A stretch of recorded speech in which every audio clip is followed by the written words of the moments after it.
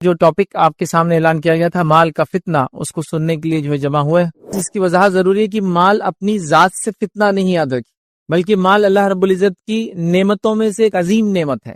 شریعت ہم کو حکم دیتی ہے اس کو حلال ڈھنگ سے کمایا جائے، صحیح طریقوں سے اس کو کمایا جائے، اور پھر یہ بھی گائیڈ لائنز دیتی ہے کہ اگر اس کو کمایا جاتا ہے اور اس کا صحیح استعمال نہیں ہوتا ہے تو پھر یہ کمانے والے کے لیے بھی اور سماج کے لیے فتنہ بن جاتا ہے. مال انسان نے کمایا اور کمانے میں لحاظ نہ رکھا تو مال بن گیا فتنہ. کمایا صحیح ڈھنگ سے، خرچ میں لحاظ نہیں رکھا، کہیں بھی خرچ کیا، حرام حلال تمیز نہیں کیا تو خرچ کرنا فتنہ ہوا. جتنے بھی جرم ہوتے آج، جتنے بھی فتنے اور فساد ہو رہے، تقریباً کہیں نہ کہیں سب کا بیس مال ہے. لوگ دھوکہ دے رہے ہیں کس وجہ سے؟ آپ کو آپ کا مال ہڑپنے کے لیے. لوگ جھوٹی قسمیں کھا رہے ہیں، کیوں؟ اپنا مال بیچنے کے لیے. مال کی کمی سے امت کو اللہ کے رسول کو ڈر نہیں تھا، زیادتی سے ڈر تھا. ہر امت کی ایک آزمائش ہوتی ہے، ہر امت کا ایک ٹیسٹ ہوتا ہے، ہر امت کا ایک فتنہ ہوتا ہے، اور میری امت کا فتنہ مال ہے. بسم اللہ الرحمن الرحیم. الحمدللہ رب العالمین والصلاة والسلام علی اشرف الانبیاء والمرسلین. آپ تمام لوگوں کا رمضان کانفرنس میں خیر مقدم ہے. السلام علیکم ورحمۃ اللہ وبرکاتہ. اسی طرح ہمارے ساتھ نئے جڑنے والے لوگوں کے لیے یہ مناسب معلوم ہوتا ہے کہ اسلامک ریسرچ سینٹر IRC کا تعارف ان کے سامنے پیش کیا جائے. Islamic research centre educational and welfare trust ایک رجسٹرڈ نان گورنمنٹ آرگنائزیشن ہے. IRC کا قیام سن 2001 میں اس کے بانی اور صدر ایڈوکیٹ فیض سید کے ذریعے سے عمل میں آیا. IRC کا مقصد یہ ہے کہ لوگوں میں اسلام کے تعلق سے جو غلط فہمیاں پائی جاتی ہیں، قرآن و سنت کی روشنی میں ان کا ازالہ کیا جائے، انہیں دور کیا جائے. ساتھ ہی ساتھ لوگوں میں اسلام کے تعلق سے بیداری پیدا کی جائے. اور اس کے علاوہ IRC رفاہی کاموں میں، فلاحی کاموں میں، سوشل ورک میں بھی کافی زیادہ ایکٹیو ہے.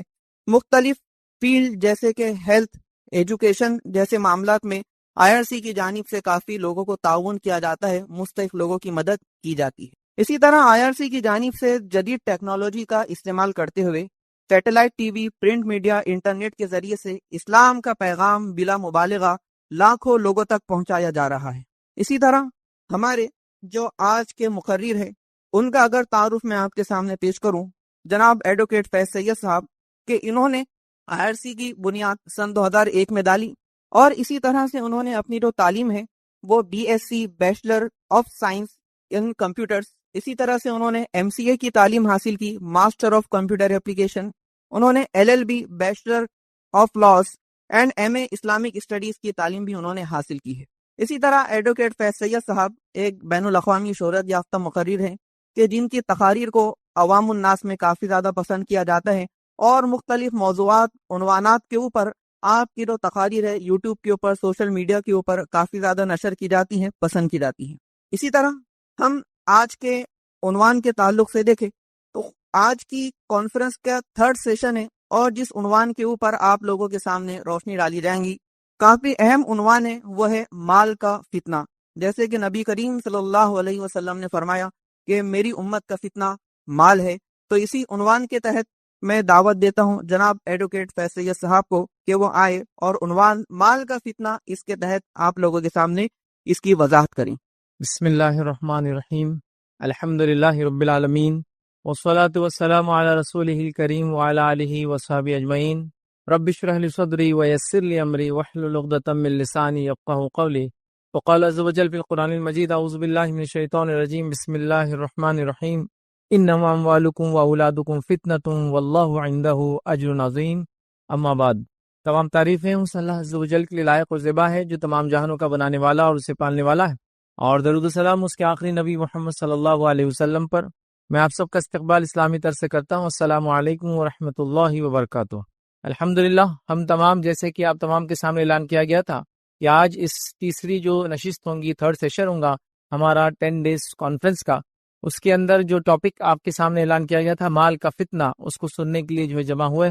تو ایک بات جو سب سے پہلے ذہن میں آتی ہے وہ یہ ہے کہ مال خود فتنہ ہے. کیونکہ مال کا فتنہ ہم بول رہے ہیں تو ظاہر سی بات ہے ایک سوچ ذہن میں آتی ہے کہ ہاں مال پھر خود فتنہ ہے. تو یاد رکھیے سب سے پہلی چیز اس کی وضاحت ضروری ہے کہ مال اپنی ذات سے فتنہ نہیں یاد رکھی، بلکہ مال اللہ رب العزت کی نعمتوں میں سے ایک عظیم نعمت ہے. فتنہ نہیں یاد رکھیو، لیکن مال کا فتنہ، مطلب مثال کے طور پہ اگر میں کہوں آپ کو کہ یہ چھری ہے، اس سے کیا کیا کام ہو سکتا تو آپ کہیں گے اس سے سبزی کاٹی جا سکتی ہے، اس سے کہیں کتنے کام ہوتے گھر کے اندر، چھوٹے سے لے کے بڑا. کبھی کبھار تو انویلپ بھی اس سے کاٹ دیا جا رہا ہے، پارسل آ رہے ہیں اس سے کاٹ دی جا رہے ہیں. تو کئی چیزیں ہیں. لیکن اگر میں پھر بھی کہوں چھری کا فتنہ، تو اس کا مطلب یہ ہے کہ چھری فتنہ نہیں ہے، اس کے ذریعے ہونے والی کیا کیا چیزیں جو نقصان دہ ہو سکتی ہے۔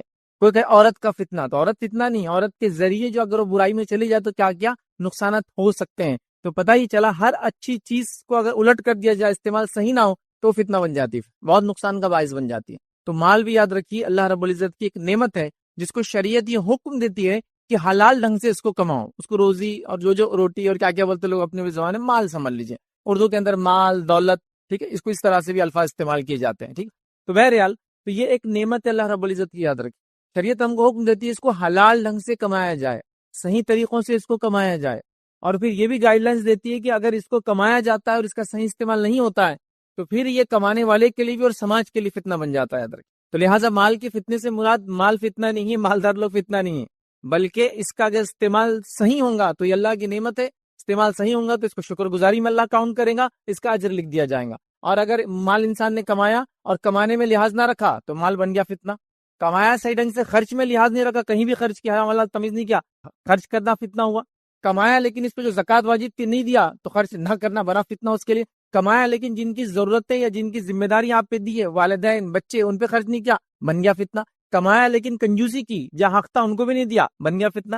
تو لہٰذا مال اللہ رب العزت کی ایک نعمت ہے، لیکن یہ فتنہ تب بن جاتا ہے جب اس کو شرعی طور سے کمایا نہیں جاتا ہے اور شرعی طور سے خرچ نہیں کیا جاتا ہے، دونوں ہی شکلوں میں پھر یہ فتنہ بن جاتا ہے، یاد رکھیے۔ یہ فتنہ شخصیت کے لیے بنتا ہے، یہ فتنہ سماج کے لیے بنتا ہے، یاد رکھیے۔ اور پورے کے پورے سماج جو اکثر آج کے دور میں کرپشن کی طرف جا رہے ہیں، برائی کی طرف جا رہے ہیں، خرابی کی طرف جا رہے ہیں، اس کی صرف اور صرف ایک واحد سب سے بڑی وجہ مال ہے، یاد رکھیے۔ آپ کہیں نہیں پائیں گے کہ غریب ملک نے فلاں تماشا کر دیا، پورے ملک میں جو فساد، مطلب پورے زمین پہ فساد مچا دیا، لیکن مالدار ممالک کے فساد دیکھیے، مال کے ذریعے فساد کر رہے ہیں، ٹیکنالوجی کے ذریعے، چونکہ مال کے ذریعے بنائی جا رہی ہے اس سے فساد کرے، اور کیا کچھ نہیں ہو رہا ہے۔ تو لہٰذا مال اپنی ذات سے فتنہ نہیں، یاد رکھیں، اس کو کمانا بلکہ ہر فرد پر لازم اور ضروری، یاد رکھیں۔ انشاءاللہ بعد میں عنوان آئیں گا، ہم بے روزگار کیوں، محنت مشقت کی اہمیت، تو اس میں ساری تفصیلات انشاءاللہ آئیں گی۔ تو بہرحال تو مال یاد رکھیے اپنی ذات سے فتنہ نہیں ہے، اس کو حلال ڈھنگ سے کمایا جائے، حلال طریقے سے خرچ کیا جائے، نعمت، عظیم نعمت، اس کے ذریعے وہ بڑے کام کر سکتے ہیں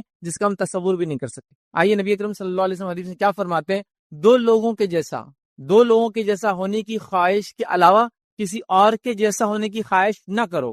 ہم خواہش کرتے نا، کاش میں ایسا ہوتا، کاش میں ویسا ہوتا، ہے نا؟ تو دو لوگوں کے جیسا آپ کاش کہہ سکتے ہیں، ایسا اگر میں ہوتا تو فلاں ہوتا۔ وہ کون دو لوگ ہیں؟ پہلا فرمایا ایک شخص جس کو اللہ نے مال دے رکھا ہو اور وہ اللہ کی رات میں دن اور رات خرچ کرتا ہے، تو اس شخص کو دیکھ کر آپ ایسا سوچ سکتے کاش میں ایسا ہوتا تو میں بھی ایسا کرتا۔ ظاہر سی بات ہے، کوئی برائی کے لیے تو نہیں کہا جا سکتا کاش میں ایسا ہوتا اور ایسا کرتا۔ اور دوسرا فرمایا اللہ نے کسی کو علم دیا ہے دین کا اور اس کے مطابق عمل کرتا ہے، تو اس کو دیکھ کر بھی آپ کہہ سکتے کاش مجھے بھی ایسا علم ہوتا نا تو میں بھی ایسا عمل کرتا۔ تو دو لوگوں کے جیسا ہونے کی خواہش ہم کر سکتے۔ ظاہر سی بات ہے مال فتنہ نہیں ہے، اس کے ذریعے فتنے ہوتے ہیں، لیکن یہ تو مالدار انسان جو اللہ کے راہ میں خرچ کرتا ہے اس کے جیسا ہونے کی خواہش کر سکتے ہیں آپ، کوئی مسئلہ نہیں۔ نبی اکرم صلی اللہ علیہ وسلم کے پاس ننھے انس لائے گئے، جب لایا گیا تو نبی اکرم صلی اللہ علیہ وسلم کو دعا دی، اور دعا دینے کے اندر یہ دعا بھی شامل تھی اللہ انس کو خوب مال دے۔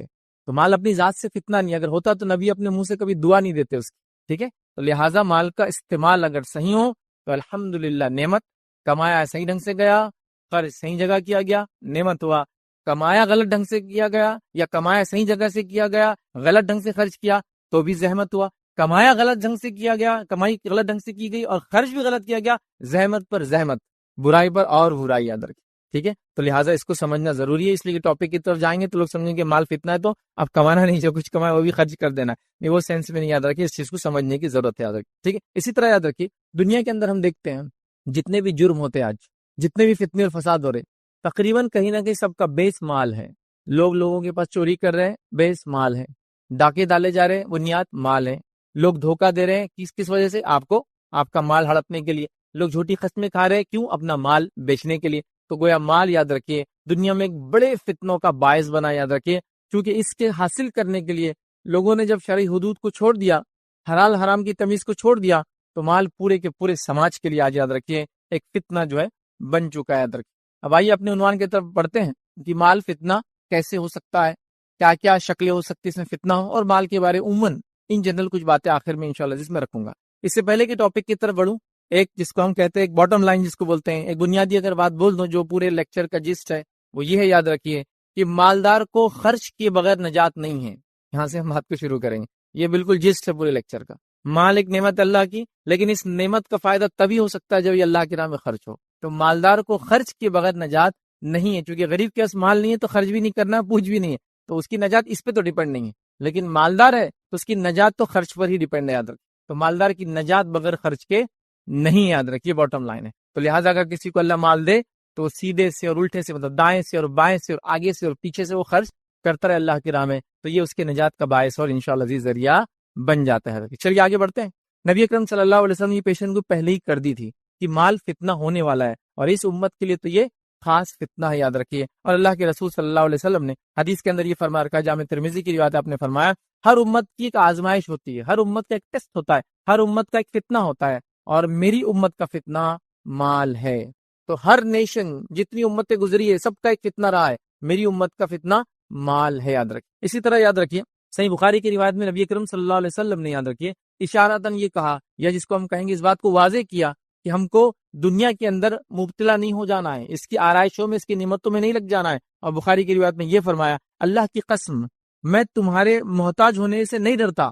آپ صلی اللہ علیہ وسلم فرما رہے ہیں کہ اگر امت مسلمہ محتاج ہو جائے، محتاج سمجھے نا آپ، پیسے وغیرہ کی کمی ہو جائے، دنیا کی کمی ہو جائے، تو آپ فرما رہے ہیں میں اس سے نہیں ڈرتا کہ امتوں کو نقصان ہوگا اس چیز سے. تو آپ فرما رہے ہیں کہ اللہ کی قسم میں تمہارے محتاج ہونے سے بالکل نہیں ڈرتا ہوں، بلکہ میں تو اس بات سے ڈرتا ہوں کہ دنیا تم پر کشادہ کر دی جائیں گی، اللہ دنیا تم پر کھول دیں گا. پھر فرماتے اور کہتے کر دی جائیں گی جیسے تم سے پہلے لوگوں پر کشادہ کر دی گئی تھی، پھر تم اس میں ایک دوسرے سے آگے بڑھنے لگو گے، پھر تم دنیا کو اپنا مقصد، ہدف، ٹارگٹ سمجھ لو گے، ایم سمجھ لو گے، اور پھر ایک دوسرے سے اس میں آگے بڑھنے لگو گے. پھر فرمایا بڑھنے کی کوشش کرنے لگ جاؤں گے تو وہ تمہیں اسی طرح ہلاک کر دے گی جیسا پچھلی قوموں کو اس نے ہلاک کر دیا ہے.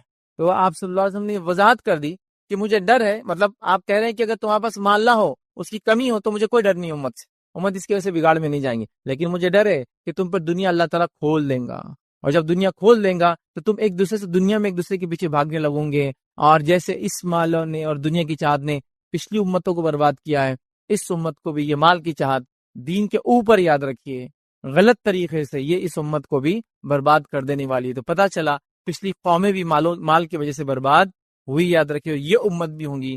مال کی کمی سے امت کو اللہ کے رسول کو ڈر نہیں تھا، زیادتی سے ڈر تھا. اور آج ہم دیکھ رہے ہیں عموماً، یاد رکھیے، جس دور سے ہم لوگ گزر رہے ہیں، تقریباً لوگ ہم یہ کہہ رہے ہیں کہ مال کی کمی، مطلب مہنگائی بڑھ گئی، فلاں ہو گیا، لیکن الحمدللہ اتنی مہنگائی میں بھی ہر وہ چیز جو پہلے نہیں خریدی گئی اب خریدی جا رہی ہے، لی جا رہی ہے، بیچی جا رہی ہے، بنائی جا رہی ہے، سب کچھ ہو رہا ہے نا. ابھی حالات دیکھیے آپ، کوئی بھی بولیں گے ارے پہلے تو اتنا سستا تھا، فلاں چیز اتنی تھی، ٹھیک ہے چیزیں تو مہنگی ہوئی، لیکن کیا اس کا استعمال رکا؟ بڑھتے جا رہا ہے. تو پتہ چلا مال بڑھ رہا ہے، مال کا استعمال بڑھ رہا ہے، اور لوگ غریبی کی سطح سے نکل کر تقریباً مالداری کی طرف جا رہے ہیں، یاد رکھیں. تو مال کا فتنے سے مراد جس کے پاس بھی پیسہ ہے اس کے لیے یاد رکھیے صحیح استعمال کرنا بے حد ضروری، یاد رکھیے. اس کے علاوہ دیکھیے نبی اکرم صلی اللہ علیہ وسلم کیا فرماتے ہیں، صحیح بخاری کی روایت ہے، آپ نے فرمایا کہا، اور حدیث میں فرمایا اس طرح سے الفاظ ہے، اپنے بعد میں جس بات سے ڈرتا ہوں وہ یہ ہے کہ زمین کی برکتیں تم پر کھول دی جائیں گی. اللہ تعالیٰ زمین کی برکتیں، نعمتیں تم امت مسلمہ پر کھول دیں گا. اور پھر آپ نے دنیا کی آرائش کا بیان شروع کیا، پہلے ایک بات بیان کی، پھر دوسری بات بیان کی، مطلب دنیا تم پر کھول دی جائیں گی، اور اللہ کے رسول نعمتوں کو پھر ایک کے بعد ایک گنوانے لگے. راوی نے اس کو حدیث کے اندر گنوایا نہیں، وہ کیا کیا گنوایا گیا. پھر فرماتے اور کہتے ہیں کہ صحابی میں سے یا لوگوں میں سے کسی نے پوچھا، اے اللہ کے رسول، کیا بھلائی سے برائی پیدا ہوں گی؟ مطلب آپ جو کہہ رہے ہیں کہ اللہ تعالیٰ دنیا کی مال و دولت کھول دیں گا، تو کیا بھلائی سے برائی پیدا ہوں گی؟ پھر نبی اکرم صلی اللہ علیہ وسلم یہ بات میں تھا خاموش ہو گئے. صحابہ کو لگا کہ نبی اکرم صلی اللہ علیہ وسلم پر وحی نازل ہو رہی ہے، اور وہ خاموش رہے تھوڑی دیر. اس کے بعد جب نبی اکرم صلی اللہ علیہ وسلم جب نے سوال کیا کہ وہ کہاں ہے وہ شخص جو مجھے کچھ پوچھ رہا تھا ابھی ایک سوال، تو بتایا گیا یہ شخص یہ ہے، ٹھیک ہے. تو نبی اکرم صلی اللہ علیہ وسلم اس کے بعد فرمایا کہ مال و دولت سے بھلائی نہیں ہوتی، مال و دولت سے بھلائی نہیں ہوتی. پھر آگے فرمایا بھلائی سے تو بھلائی پیدا ہوتی ہے، مطلب مال و دولت سے بھلائی نہیں بلکہ بھلائی سے بھلائی پیدا ہوتی ہے. اور اس کے بعد نبی اکرم صلی اللہ علیہ وسلم نے ایک بڑی اچھی مثال دی، سمجھا آپ نے. مثال کا مفہوم یہ، جو کہ بہت لمبی مثال ہے حدیث کے اندر، مثال کا مفہوم یہ کہ آپ صلی اللہ علیہ وسلم نے فرمایا جب بارش ہوتی ہے تو گھاس اگ جاتی ہے، جب گھاس اگ جاتی ہے تو جانور جاتا اتنا کھا لیتا ہے کہ بیمار ہو جاتا اور اپنے آپ کو ہلاک کر لیتا ہے. لیکن وہ جانور جب بارش ہوتی ہے اور گھاس اگ جاتی ہے، تھوڑا کھاتا ہے، پھر دھوپ میں جا کے کھڑا ہوتا ہے، پھر اس کو ہضم کرتا ہے، پھر پیشاب پیخانے کے ذریعے نکال دیتا ہے، پھر آتا ہے، پھر کھاتا ہے، وہ بیمار نہیں ہوتا اس سے. تو مال کی مثال ایسی آپ نے فرمائی، مطلب خیر سے خیر نہیں آتا ہے، مطلب یہ کہ گھاس اگ گئی ہے، مال و دولت عام ہو جائیں گی، جو اس کو استعمال کریں گا اور جس کو کہیں گے غلط استعمال کریں گا، تو جیسا جانور کو زیادہ گھاس ہلاک کر دیتی ہے، زیادہ مال ایک انسان کو بھی ہلاک کر دیں گا. اور جیسے ایک جانور کم کھا کر پھر دھوپ لے کر کھانا ہضم کر کے پیشاب پیخانہ کر کے اس کو ختم کرتا ہے پھر تھوڑا کھاتا ہے, اگر ایسا ایک انسان کرے گا تو وہ نجات پالے گا, وہ فائدے میں رہیں گا, یاد رکھیے, باقی لوگ فائدے میں نہیں رہیں گے. اور پھر نبی اکرم صلی اللہ علیہ وسلم نے اس حدیث کے اندر یہ بھی بیان کیا کہ وہ یتیموں پر خرچ کرے, مسکینوں پہ خرچ کرے, اللہ تعالیٰ کی راہ میں خرچ کرے, تو پھر وہ بچ جائیں گا. مطلب یہ ہے کہ جیسے جانور کھا رہا ہے, ہضم کر رہا ہے, پھر کھا رہا ہے, تو اس کا ہضم بھی اچھا رہے گا, جانور بھی اچھا رہے گا. مال آ رہا ہے, خرچ کیا جا رہا ہے, صحیح جگہ خرچ کیا رہا ہے, پھر آ رہا ہے, پھر جا رہا ہے, تو اس سے کوئی فتنہ اور فساد نہیں ہوں گا. یہ اس کا مفہوم ہے, یاد رکھیے. اسی طرح یاد رکھیے, کیونکہ مالداری کی بات ہو رہی ہے, تو میں ایک جس کو کہیں گے سپر رچ پرسن کا ایک ایکسپیرینس آپ کے ساتھ جو ہے شیئر کرتا ہوں, جو انہوں نے جو ہے شیئر کیا, جو صحیح بخاری میں واقعہ لکھا گیا, یاد رکھیے. سپر رچ میں نے کیوں کہا, کیونکہ میں جس شخص کا تذکرہ کر رہا ہوں وہ صرف مالدار نہیں تھے, وہ ملینر بھی نہیں تھے, وہ اپنے زمانے کے بلینر تھے, ملٹی بلینر جس کو کہتے, بہت مطلب بلینس آف روپیز ان کے پاس تھا, جس کے تعلق سے آج کے دور میں جو ہے لوگوں نے جو حساب اور کتاب کیا کہ کتنا سونا تھا ان کے پاس, کتنی چاندی تھی, کتنی زمینات تھے, کتنا غلہ تھا. تو آج کے دور میں ایسٹیمیٹڈ ان کی جو مالداری تھی وہ تھی 600 to 750 بلین ڈالرز, مطلب جس کو کہیں گے 0.6 to 0.75 ٹریلین ڈالرز. بہت پیسہ ہوتا ہے. یہ تو افریقہ کے کئی ممالک کے کئی ملا بھی دے تو اس کی اکنامی اتنی بڑی نہیں ہوتی. تو یہ ایک واحد شخص کے پاس اتنا مالدار تھے, یا اتنے وہ مالدار تھے, ان کا ایکسپیرینس شیئر کرا جو انہوں نے ہی شیئر کیا ہے, اور ان کا نام ہے عبد الرحمن ابن عوف رضی اللہ عنہ. یہ بہت مالدار صحابی تھے, یاد رکھیں. مطلب صحابہ مالدار بہت تھے, یاد رکھیں, غریب بھی تھے, لیکن مالدار صحابی کی بھی فہرست بنائی جا سکتی, جس میں عثمان ابن عفان, عبد الرحمن ابن عوف رضی اللہ عنہ, یہ سارے فہرست بہت اس کو کہیں گے ٹاپ موسٹ لیول کے صحابہ جو مالداری میں تھے. تو یہ ایک مرتبہ بیٹھے تھے, اور روایت میں آتا ہے کہ ابراہیم بن عبد الرحمن کہتے ہیں, یہ ان کے بیٹے, اور کہتے ہیں کہ عبد الرحمن ابن عوف رضی اللہ عنہ کے سامنے ایک روز جو ہے کھانا لگایا گیا, آپ کو کھانا دیا گیا, تو کہنے لگے کھانا کھاتے کھاتے, مصعب بن عمیر جنگ جو احد میں شہید ہو گئے وہ مجھ سے زیادہ بہتر تھے. کھانے کے وقت ہے, کھانا کھا رہے ہیں, کھانا دیا گیا, کہہ رہے مصعب بن عمیر مجھ سے زیادہ جو ہے, آپ فرما رہے جو ہے جنگ جو احد میں شامل ہوئے اور شہید کر دیے گئے, وہ مجھ سے بہتر تھے, اپنے اسلام کے اعتبار سے, اپنے ایمان کے, مجھ سے بہتر تھے. پھر فرماتے اور کہتے ہیں لیکن جب ان کا انتقال ہوا تو ان کو ایک چادر نصیب ہوئی. روایت میں آتا ہے کہ ایک ٹکڑا تھا کپڑے کا, سر پہ ڈالتے تو پیر کھلے رہ جاتے تھے, پیر کی طرف کھینچ دیتے سر کھل جاتا. تو اللہ کے رسول سے پوچھا کہ آپ صلی اللہ علیہ وسلم سے کہ اب کیسے دفن کرے, تو کہا کہ سر ڈھک دو اور پیروں پہ گھاس رکھ دو. تو سر ڈھک دیا گیا, پیر پہ گھاس ڈال دی گئی. اور یہ بھی بہت مالدار انسان تھے, یاد رکھیں, واقعے کا وقت نہیں, بہت مالدار. یہ کہہ رہے کہ مجھ سے بہتر تھے, اور جب یہ شہید ہوئے تو ان کو پورا کفن بھی چادر نہیں ملی. پھر کہتے آگے بڑھ کر کہ حمزہ بھی اسی طرح شہید ہوئے, اور حمزہ کو بھی مکمل کفن نہیں ملا, یاد رکھیں. پھر اس کے بعد آپ کہنے لگے کہ نام لے کر کہا کہ وہ شہید ہوئے اور وہ بھی مجھ سے بہتر تھے, ان کو بھی کفن میں صرف ایک چادر, مطلب 3 چادر ہونا چاہیے, 3 کپڑا, تو ایک ہی چادر میسر ہوئی. میں ڈرتا ہوں کہیں ایسا نہ ہو کہ عیش و آرام کا سامان ہمیں دنیا ہی میں دے دیا جائے. اور یہ کہہ کر آپ نے خوب رویا کہ کہیں عیش و آرام کا سامان ہم کو دنیا میں اللہ نہ دے دے اور آخرت ہماری کہیں سے برباد نہ ہو جائے. اور یہ کہہ کر آپ خوب روئے, حالانکہ آپ خوب مالدار تھے, مطلب حد سے زیادہ آپ کے پاس مال و دولت تھا, لیکن آپ ڈرتے تھے کہیں مال و دولت غالب نہ جائے, کہیں اس کا فتنہ مجھ پہ غالب نہ جائے, کہیں اس کی وجہ سے میں دنیا مبتلا نہ ہو جاؤں اور اپنی آخرت کو برباد کر دوں. حالانکہ مجھ سے افضل لوگ دنیا میں تھے اور وہ اتنی غربت کے اندر دنیا سے چلے گئے. ٹھیک ہے, بہرحال تو بہرحال ایک جس کو کہیں گے ایکسپیرینس تھا, ایک بہت مالدار انسان کا میں نے چاہا آپ کے سامنے رکھوں مال کے تعلق سے. اب آئیے, مال جو ہے کیسے فتنہ بنتا ہے, یا کن کی حالات میں فتنہ بن سکتا ہے. بہت مختصر ہم لیں گے کیونکہ بعد میں کچھ جنرل باتیں بھی اس کے اندر آئیں گی مال کے تعلق سے. تو مال کب فتنہ بن جاتا ہے, چند باتیں یا چند مقامات آپ کے سامنے رکھتا ہوں, یاد رکھیے. سب سے پہلے مال فتنہ کب بنتا ہے اور کن لوگوں کے لیے بنتا ہے, جب مال کی محبت اللہ اور اس کے رسول کی محبت سے ایکسیڈ کر جاتی ہے, مال فتنہ بن جاتا ہے. مال کی محبت دلوں میں اتنی زیادہ آ جاتی ہے کہ پہلے مال کا خیال آتا ہے, پھر دین و ایمان کا خیال آتا ہے. جیسا مثال کے طور پر میں نے یہ پروڈکٹ بنا دیا, اب پبلک میں بیچنا ہے, ارے بھائی پروڈکٹ لیکن حلال نہیں ہے, ارے بعد میں سوچیں گے نا, پہلے بیچو. تو آپ نے اللہ اور اس کے رسول کی تعلیمات بعد میں, پہلے مال پیسہ آنے دو, پہلے بعد میں ساری چیزیں دیکھیں گے کیا ہوتا ہے, کس کو نقصان ہوتا ہے, کون مرتا ہے, کون جیتا ہے, پہلے پیسہ آنا چاہیے. تو جس نے پیسے کو اپنا معبود بنا لیا, عام زبان میں کہوں گا, پیسے کو کتاب و سنت پہ مقدم رکھا, مطلب قرآن و حدیث پہ مقدم رکھا, اللہ اور اس کے رسول سے زیادہ محبت اس سے کی کہ اس کے مطابق ساری چیزیں ہوں گی, جو یہ جس کے ذریعے آئیں گا اس کے ذریعے ہم کام کریں گے, یہ جس سے دور ہو رہا ہم بھی وہ کام کو چھوڑ دیں گے, پیسہ جو بولیں گا وہ کریں گے, پیسہ جہاں سے آئیں گا وہیں کریں گے. تو یاد رکھیے, یہ سب سے پہلا یا سب سے پہلی وجہ ہے جس کی وجہ سے مال فتنہ بن جاتا ہے, جب اللہ اور اس کے رسول کی محبت سے زیادہ مال کی محبت دلوں میں ہو جاتی ہے. اور یہ میں افسوس کے ساتھ کہہ رہا ہوں، ہم لوگوں کے دلوں میں یاد رکھیے آج مال کی محبت سب سے افضل محبت ہے. یاد رکھیے ارے بھائی فلاں چیز آپ کر رہے ہو لیکن وہ زمین صحیح نہیں ہے، وہ فلاں کا حق تھا، وہ یہ کی گئی نہیں، وہ سب جانے دو، اس سے فلاں ہو رہا ہے نا تو مجھے کرنا ہے. ارے آپ جو وہاں سے وہ کر رہے ہیں لیکن وہ آپ کا حق نہیں، آپ کیسے لے رہے؟ بس پیسہ آ رہا ہے نا تو مجھے کوئی لینا دینا نہیں، اسے بہنوں کا حق جا رہا ہے یا میری پھوپھیوں کا اب تک حق نہیں ملا وراثت، مجھے کوئی پرواہ نہیں، وہ دولت میرے پاس آنا چاہیے تو بس یہ میرے لیے کافی ہے، باقی سب دیکھا جائے گا. سمجھے آپ؟ تو یہاں اللہ اور اس کے رسول کی تعلیمات سے زیادہ آپ کس کو ترجیح دے رہے ہیں؟ مال کو دے رہے ہیں. تو یہ مال پھر ہو گیا سب سے پہلی وجہ، یہ فتنہ بن گیا ہمارے لیے. تو مال فتنہ نہیں ہے، لیکن وہ لوگ جو مال کو اللہ اور اس کے رسول سے زیادہ چاہتے ہیں. اب میں یہ نہیں کہوں گا کوئی منہ سے اس کو کوئی مسلمان بولے گا کہ میں نعوذ باللہ اللہ اور اس کے رسول سے زیادہ مال کو چاہتا ہوں، لیکن پریکٹیکلی اپنے عمل سے انسان شو کرتا ہے کہ میں زیادہ چاہتا ہوں. آپ سمجھ رہے؟ مطلب آدمی بولتا نہیں. اس کی مثال میں دے سکتا ہوں. آپ نے کسی کو ادھار دیا، آپ مانگنے گئے اور اس کو دینا نہیں ہے لیکن وہ بولنا بھی نہیں چاہتا تو کیا بولتا آپ سب کو بتائیں؟ ارے انشاءاللہ دے دوں گا نا، کہاں جا رہے بات کر. لیکن سالوں سال صرف یہی بول رہا ہے، اس کو دینا نہیں ہے، لیکن یہاں مجھ سے بولتا ہے کہ میں نہیں دینا چاہتا ہوں. ارے ارے بھائی کیسا نہیں دیں گے آپ کا پیسہ، اتنا حق حلال کا آپ نے کمایا، دینا ہی ہے. پتا چلا 50 لوگ آ کے اس سے مانگتے اور 50 کو یہی بولتا ہے وہ تو دینا نہیں ہے، تو یہاں بولتا نہیں ہے. تو کوئی مسلمان نہیں کہیں گا میرے دل میں اللہ اور اس کے رسول سے نعوذ باللہ زیادہ محبت، مال کی محبت ہے. لیکن پریکٹیکلی عمل سے پتہ چلتا ہے اتنی زیادہ گھر کر گئی ہے کہ زکوٰۃ نکالنے کو مشکل نظر آ رہا ہے. زکوٰۃ تو مال کا سب سے پہلا حق، یاد رکھیے، واجب اور فرض، یہ مالی عبادت ہے، یاد رکھیے. صدقات اس کے بعد نفلی عبادت ہے، یاد رکھیے. لیکن وہ بھی نکالنا مشکل جا رہا ہے، یاد رکھیے. اس کو بھی ہیلے اور بہانے تلاش کیے جا رہے ہیں، یاد رکھیے. اور عجیب و غریب چیزیں بہرحال ہو رہی ہے. تو یہ مال ایسے شخص کے لیے پھر فتنہ بن جاتا ہے، یاد رکھیے. اور اللہ رب العزت نے جو میں نے شروعات میں آیت تلاوت کی یہی فرمایا کہ تمہاری اولاد اور تمہارا مال تمہارے لیے آزمائش، ایک ٹیسٹ ہے، ایک فتنہ ہے، یاد رکھیے. تو اللہ اس کے رسول سے زیادہ مال کی محبت دلوں میں آج کل ہمارے ہو گئی، یاد رکھیں. آئیے صحیح مسلم کی روایت ہے، نبی اکرم صلی اللہ علیہ وسلم فرماتے اور کہتے ہیں اگر ابن آدم کے لیے سونے کی ایک وادی دے دی جائے. اس میں اللہ کے رسول مال کی محبت بتا رہے ہیں کیسی ہوتی ہے، وہ کیسا گھر کر لیتی ہے اور کتنی عجیب ہوتی ہے. اگر ابن آدم کے لیے سونے کی ایک وادی ہو تب بھی وہ دوسری وادی کی خواہش کریں گا، اور دوسری ہونا چاہیے. پھر فرماتے ہیں اور اس کا منہ مٹی بھریں گی اور اللہ تعالیٰ رجوع کرنے والوں ہی پر رجوع فرماتا ہے.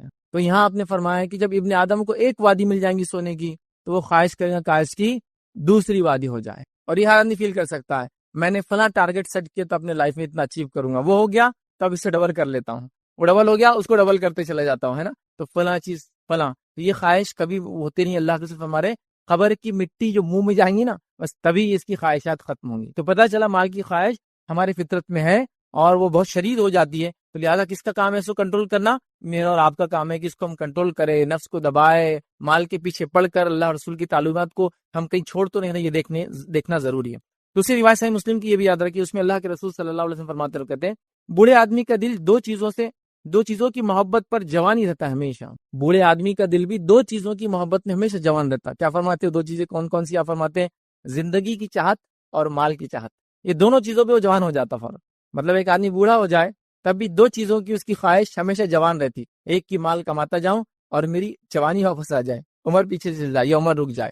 یہ دو خواہشیں اس کے اندر تب بھی رہتی، یاد رکھیں. تو پتہ چلا یہ خواہش ہمارے دل میں ہوتی ہے، مال کی محبت ہمارے دل میں ہے، ہم کو اس کو کنٹرول کرنا ہے، اس کو لمٹ میں لانا ہے، اس کی حق ادا کرنا ہے، اس کے ذریعے اپنی نفس کو ہلاکت سے بچانا ہے، نہ کہ اس کے ذریعے ہلاکت میں ڈالنا. یاد رکھیے اس بات کو ہم سمجھے. تو پہلی چیز اللہ اور اس کے رسول سے زیادہ مال سے محبت کرنا ہلاکت کا باعث.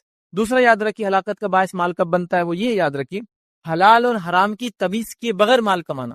الحمدللہ اس پہ ایک پورا ٹاپک ہم نے رکھا ہے، حرام مال جس کو حلال سمجھ کے کمایا جا رہا ہے. بہرحال تو حلال اور حرام کی تمیز کیے بغیر مال کو کمانا، یہ مال بھی یہ فتنے کا باعث ہے، ہلاکت کا باعث ہے. مطلب انسان ارن کر رہا ہے لیکن وہ بغیر سوچے سمجھے کہ بھائی کہاں سے آ رہا ہے، کیسے آ رہا ہے، وہ کوئی چیز سوچنا نہیں، بس آ رہا ہے تو آنے دو. اس معاملے میں کوئی سوچ وچار کرنے کی ضرورت نہیں. جیسا بھی آ رہا ہے، چوری کے ذریعے آ رہا ہے، لوٹ کھسوٹ کے ذریعے آ رہا ہے، ڈاکہ ڈالنے کے ذریعے آ رہا ہے، رشوت خوری کے ذریعے آ رہا ہے، غلط مال بیچ کر آ رہا ہے، دھوکہ دے کر آ رہا ہے، جھوٹ بول کر آ رہا ہے، اللہ کی جھوٹی قسم کھا کر آ رہا ہے، بس پیسہ آ رہا ہے نا تو پھر اس کو آنے دو. بغیر حلال اور حرام کی تمیز کیے کہ مال کو حاصل کرنا یہ فتنہ ہے، یہ میرے اور آپ کے لیے ہلاکت کا باعث ہے. یاد رکھیں. اور اکثر ہمارے یاد رکھیے محنتیں ہو رہی ہے لیکن رانگ ڈائریکشن میں ہو رہی. میں آپ کو اگر ایک سوال کروں کہ ایک دروازہ جس پہ پل لکھا ہوا ہے کھینچو اور اس کو پوری رات بھی پش کریں گے تو اس سے کچھ فائدہ ہوگا؟ نہیں ہونے والا. یاد رکھیں. یہ بات کو سمجھنا ضروری. یاد رکھیے کہ حرام حرام ہے، محنت کرنے سے حرام حلال نہیں ہو جاتا. کئی لوگوں کو یہ ہوتا ہے، بولا تھا جس حرام ہے تو کیا بولتا ہے ارے محنت کر رہے ہیں اس کے لیے، تو شراب بنانے والا بھی دن رات محنت کر رہا ہے، پسینہ بہا رہا ہے، کیا کچھ نہیں کر رہا، تو کیا وہ محنت جائز ہوئی؟ اس نے غلط جگہ محنت کی، اس لیے وہ محنت کا اس کو فائدہ نہیں ملے گا، بلکہ وہ محنت اس کو نقصان کا، دنیا اور آخرت میں نقصان کا باعث بنے گی۔ تو لہٰذا حلال اور حرام کی تمیز ہم بھی سیکھیں، حلال حرام کی تمیز اپنے بچوں کو سکھائے، حلال حرام کی تمیز ہر کسی کو ہونا چاہیے، یاد رکھیے، تاکہ حرام کے لقمے سے ہم بچے۔ حرام کا لقمہ یا حرام کمائی بہت نقصان کرتی ہے، یاد رکھیے، ایک تو فتنہ تو بن جاتی ہے اور اتنا نقصان کرتی ہے کہ اللہ رب العزت ہماری دعاؤں کو بھی قبول نہیں کرتا ہے۔ صحیح مسلم کی روایت ہے، نبی اکرم صلی اللہ علیہ وسلم فرماتے ایک شخص ہے اور وہ گم گیا، کچھ نہیں اس کے پاس، مطلب آدمی کی حالت کیا ہوں گی، اور اس کے سر کے بالوں میں اور داڑھی میں سب دھول بھر گئی، پاکستان میں دھول بہت اڑتی ہے، دھول بھر گئی، پراگندہ اس کے سر کے بال اور داڑھی کے بال ہیں، اور وہ اپنے دونوں ہاتھ کو اٹھا کر یا رب دعا کرتا ہے، اے میرے رب، اے میرے، مطلب مدد کی گہار لگاتا ہے کہ میری مدد کی۔ اللہ کے رسول فرماتے ہیں کہ اللہ تعالیٰ فرماتا ہے میں اس کی مدد کیسے کروں، میں اس کی مدد کیسے کروں، اس کا کھانا حرام، اس کا پینا حرام، اس کا پہننا حرام، کیونکہ کمایا حرام تو پھر کھایا بھی حرام اور پیا بھی حرام اور پہنا بھی حرام، تو میں کیسے اس کی دعائیں قبول کروں؟ تو دعائیں قبول نہیں ہوتی، یاد رکھیں، حرام کمائی کی وجہ سے۔ ٹھیک ہے، خیر حرام کمائی کے نقصانات کیا تو ٹاپک نہیں ہے، لیکن یہ نقصان ہوتا ہے اس کا۔ تو ہم مال کے فتنے میں جب مبتلا ہوتے ہیں، جب حلال اور حرام کی تمیز ہم چھوڑ دیتے، یاد رکھیے، صحیح بخاری کی روایت ہے، نبی اکرم صلی اللہ علیہ وسلم فرمایا لوگوں پر ایک وقت آئیں گا کہ آدمی پرواہ نہیں کرے گا کہ اس نے کس طریقے سے مال حاصل کیا ہے، حلال طریقے سے یا حرام طریقے سے۔ ایک زمانہ آئیں گا، اللہ کے رسول صلی اللہ علیہ وسلم پریڈکٹ کر چکے تھے کہ آدمی کیسے کمائیں گا، وہ اس کی تمیز نہیں کرے گا، چاہے حلال سے آؤ حرام سے آؤ، اصل چیز ہوں گی مال آتا رہے، پیسہ ڈراپ ان ہوتا رہے، اکاؤنٹ فل ہوتا رہے، بس اصل ہے۔ اور یہی مال کی ہوڑ نے آج اکثر لوگوں کو انسانیت کے قتل کرنے پر، ان کو برباد کرنے پہ آمادہ کیا ہے۔ کتنی ایسے ذرائع جو حرام ہے لیکن وہ مسلمانوں میں اس کو بیچا جا رہا ہے، اس کو بنایا جا رہا ہے، اس کو کھایا جا رہا ہے، اس کو پیا جا رہا ہے، اور کرنے والے کو نصیحت کر دو، کہتا نہیں بھائی پیسے آ رہا نا جب تک تو چیزیں چلنے دو، بعد میں دیکھا جائے گا کیا ہے۔ یا پھر ایک غلط سوچ، وہ سوچ کا ازالہ بھی کرتا ہوں، یہ ہے کہ اگر میری انکم حرام ہے اور میں اس کو زیادہ سے زیادہ اللہ کے راہ میں خرچ کروں تو وہ کمپنسیٹ ہو جائیں گی، تو اللہ تعالیٰ یاد رکھیے حرام کو پسند ہی نہیں کرتا، حرام صدقہ بھی قبول نہیں کرتا۔ لہٰذا کچھ لوگوں کی تھاٹ ہوتی ہے نا، تو رشوت لے لوں گا تو ادھر صدقہ بھی کر دوں گا، رشوت لینا ہی حرام ہے، صدقہ بعد میں دیکھا جائے گا، چونکہ وہ قبول ہی نہیں ہوتا، چونکہ وہ حرام طریقے سے کیا گیا۔ یاد رکھیے، یہ بات سمجھنا ضروری، یاد رکھیے۔ دو شخص تھے، آگے ایک انار لے کر ایک شخص جا رہا تھا، تو ایک شخص نے کیا کیا، انار کی ٹوکری میں سے ایک انار اٹھا لیا، اور دوسرے شخص نے کہا بھائی یہ تو چوری ہے، آپ نے انار اٹھا لیا، تو کہا ارے دیکھو ابھی کیا کرتا ہوں۔ اچھا کیا کرتے؟ آگے جا کے اس نے فقیر کو دیا اور کہا دیکھو یہ فقیر کے انار لے کر کھا سکتا تھا، نہیں نا، تو میں نے اس کی مدد کی۔ لیکن انہوں نے کہا یہ تو ٹھیک ہے تم نے اس کی مدد کی، لیکن پہلا جو کام کیا چوری، وہ تو حرام ہے نا۔ ہم کیا کر رہے ہیں، نہیں ٹھیک ہے حرام تو ہے لیکن اس کو ایڈجسٹ کر لیں گے، نہیں وہ تو ٹھیک ہے اللہ کے راہ میں خرچ کر دیں گے، مسجد تعمیر کر دیں گے۔ کیسا ہوگی مسجد تعمیر؟ کیسے آپ کسی یتیم اور غریب کو پیسہ دے سکتے؟ وہ قبول ہی نہیں ہوتا ہے، ٹھیک ہے، اس کو تو اس کا فائدہ ہو جائے گا لیکن آپ کا جو ہے صدقہ قبول نہیں ہوا، یاد رکھیں۔ تو لہٰذا حلال اور حرام کی تمیز کے بغیر مال کمانا، یہی مال یاد رکھیے میرے اور آپ کے لیے فتنے کا باعث بنتا ہے، یاد رکھیے۔ اسی طرح یاد رکھیے مال، یاد رکھیے جو ہلاکت کا باعث بنتا ہے، جو فتنہ بنتا ہے، اس میں تیسری شکل یاد رکھیے فضول خرچی کرنا۔ ٹھیک ہے، ایک انسان نے حلال ڈھنگ سے کمایا، رائٹ سورسز سے اس نے ارن کیا، لیکن سپینڈنگ، ہم مسلمانوں میں سے میں یہ تو نہیں کہوں گے کہ اکثر لوگ حرام کماتے ہیں، الحمدللہ امت بہت سوچ سمجھ کے کماتی ہے، لیکن آج جو جگہ خرچ ہو رہا ہے وہ بغیر سوچے سمجھے خرچ ہو رہا ہے۔ یہاں تو سپینڈنگ میں تو حرام میں ہم جا رہے ہیں۔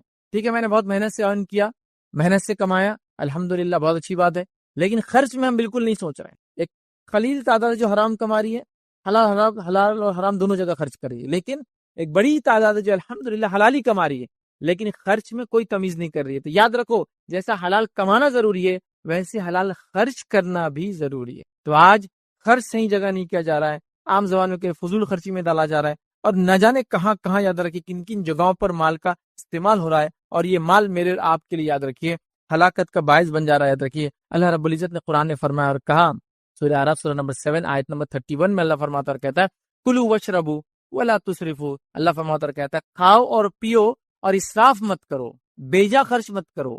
ٹھیک ہے، اللہ تعالیٰ بیجا خرچ کرنے والوں کو پسند نہیں کرتا، تو بیجا خرچ کرنا، اسراف کرنا شریعتاً حرام ہے۔ تو ایسے لوگوں کے لیے بھی مال فتنہ بن جاتا ہے جو الحمدللہ ارننگ تو حلال جگہ سے کر رہے ہیں لیکن سپینڈ کے اندر، خرچ کرنے کے اندر کوئی تمیز نہیں رکھ رہے ہیں، اور جہاں چاہے وہاں خرچ کر رہے ہیں۔ میں تو اتنی مثالیں اس کی آج دے سکتا ہوں، بس جہاں چاہے من مانے ڈھنگ سے خرچ کر رہے ہیں، مطلب جس کو میں کہوں گا جو نہیں ہے وہ بھی خرچ کر رہے ہیں۔ فضول خرچی تو تب ہوں گی جب ہے اور خرچ کر رہے ہیں، حال یہ ہے جو نہیں ہے وہ بھی خرچ کر رہے ہیں. نہیں ہے سے مراد کیا ہے؟ ادھار لے لیا اور خرچ کر رہے ہیں. وہ کریڈٹ کارڈ اور لے لیے، اب وہ تو خرچ کرتے وقت بہت اچھا لگتا ہے، اس میں جو کچھ جیب سے تو کچھ جاتا نہیں پھوٹی کوڑی، دیتے وقت تو اصل نوٹیں لگتی جو اندر ڈالنا پڑتی لے جا کے مشین میں یا بینک میں جمع کرنا پڑتی، تب پھر خلائی کھل جاتی، پھر ایک کارڈ سے دوسرے کارڈ پہ، دوسرے کارڈ کا تیسرے کارڈ سے پیمنٹ چل رہا ہے، اس کا نکال کے اس کو دیا جا رہا ہے. یہ سب تماشا چل رہا ہے ادھر کے پورے ماحول میں. کیوں؟ فضول خرچی، اسراف، غلط جگہ خرچ کرنا، حرام چیزوں پہ خرچ کرنا، کبھی کبھار حلال چیزوں پہ خرچ کرنا، لیکن اتنا انلمیٹڈ خرچ کرنا وہ بھی مسئلہ ہو جاتا ہے ادھر. اور فضول خرچی میں ہم میں سے کوئی بھی آج بچا نہیں ہے ادھر. اتنا زیادہ ہو گیا، اتنا زیادہ ادھر جہاں خرچ کرنا ہے وہ محتاج تو بھی انتظار ہی کر رہے ہیں کہ بھائی کچھ ہو جائے تو ہمارا بھی بیڑا پار ہو جائے. اللہ نے جو مالداروں کے دولت میں ہمارا بھی حق رکھا ہے تو کچھ اس میں سے مل جائے. اور ہم لوگوں کا حال یاد رکھیے کہ اسراف کر کر کے، پیسہ خرچ کر کر کے پریشان ہے. اور اس میں دوڑ بھی لگی ہے، سب کی دوڑ ہے نا، چونکہ آپ نے خرچ کیا تو میں پیچھے کیسے رہ سکتا ہوں؟ میں بھی تو اتنا ہی کرتا ہوں جتنا آپ کماتے ہیں، اور پھر میں بھی وہ کرنے کے چکر میں لگاؤں. لیکن میں نے یہ نہیں دیکھا کہ فلاں آدمی نمازی ہے، نمازوں میں اتنا آگے ہے، صدقہ کرتا ہے، صدقات میں اتنے آگے، تو میں بھی اس سے آگے جاؤں. وہاں میرا کوئی کمپٹیشن نہیں ہے اس سے، میں اس سے کمپیٹ بھی نہیں کرنا چاہتا ہوں، اور وہ میرے ایریے سے باہر ہے. میرا کمپٹیشن ان سے، جس نے گاڑی پہ دوسری گاڑی تو میں بھی ایک گاڑی لوں گا اور دوسری کی تیاری. گھر پہ دوسرا گھر بنایا تو میں بھی دوسرا گھر بناؤں گا. مالے پہ دوسرا مالا چڑھایا تو میں بھی ایک مالا چلاؤں گا. یہ میرا کمپٹیشن ہے، اور اس میں پھر کوئی حلال حرام کی تمیز نہیں ہے. پیسہ کہاں سے آ رہا اس کی تمیز نہیں ہے، اگر صحیح جگہ سے آ رہا تو کہاں خرچ ہو رہا اس کی تمیز نہیں ہے. اور عجیب و غریب یاد رکھے دنیا میں لوگوں کا حال ہے. میں گزارش یہ کر سکتا ہوں، دیکھیے ایک تو وہ ہے جس کو اللہ نے مال و دولت دے رکھا ہے اور وہ اپنے نفس پہ خرچ کرتا ہے، تو شریعت اس کو پکڑ نہیں کرتی. لیکن اس شخص کو بھی میں نصیحت کروں گا، اگر اس میں سے بھی وہ زیادہ اپنے اوپر نہ خرچ کرتے ہوئے ان مصارف میں ان جگہوں پہ خرچ کرے جہاں مستحقین اور لوگ ضرورت مند ہے، تو اس کے لیے سونے پر سہاگا ہے کہ ایک تو کمایا بھی حلال، خرچ بھی حلال کر رہا ہے، لیکن حلال خرچ میں سوچ رہا ہے کہ نہیں یہاں نہیں کرتا ہوں، چلو اس کو دے دیتا ہوں، اس کا بیڑا پار کر دیتا ہوں، اس کی مدد کر دیتا ہوں، یہ چیز بنا دیتا ہوں، یہ کر لیتا ہوں، دنیا اور آخرت میں کام آئیں گے انشاءاللہ، یہ کرتا ہوں. یہ اس کے لیے افضل اور بہتر ہے، یاد رکھے. لیکن ٹھیک ہے، اس کے لیے جائز ہے، اگر وہ خرچ کرنا چاہے اپنے نفس پر تو وہ کر سکتا ہے. لیکن دوسرا وہ انسان جو کما نہیں رہا ہے اتنا، پھر وہ ادھار لے کر یہ کام کرتا ہے، تو یہ مال تو یقیناً اس کے لیے بہت بڑا فتنہ بن جاتا ہے. اور آج کل یہ ہو رہا ہے کہ وہ فلاں شخص نے کیا تو میں ہی کر رہا ہوں.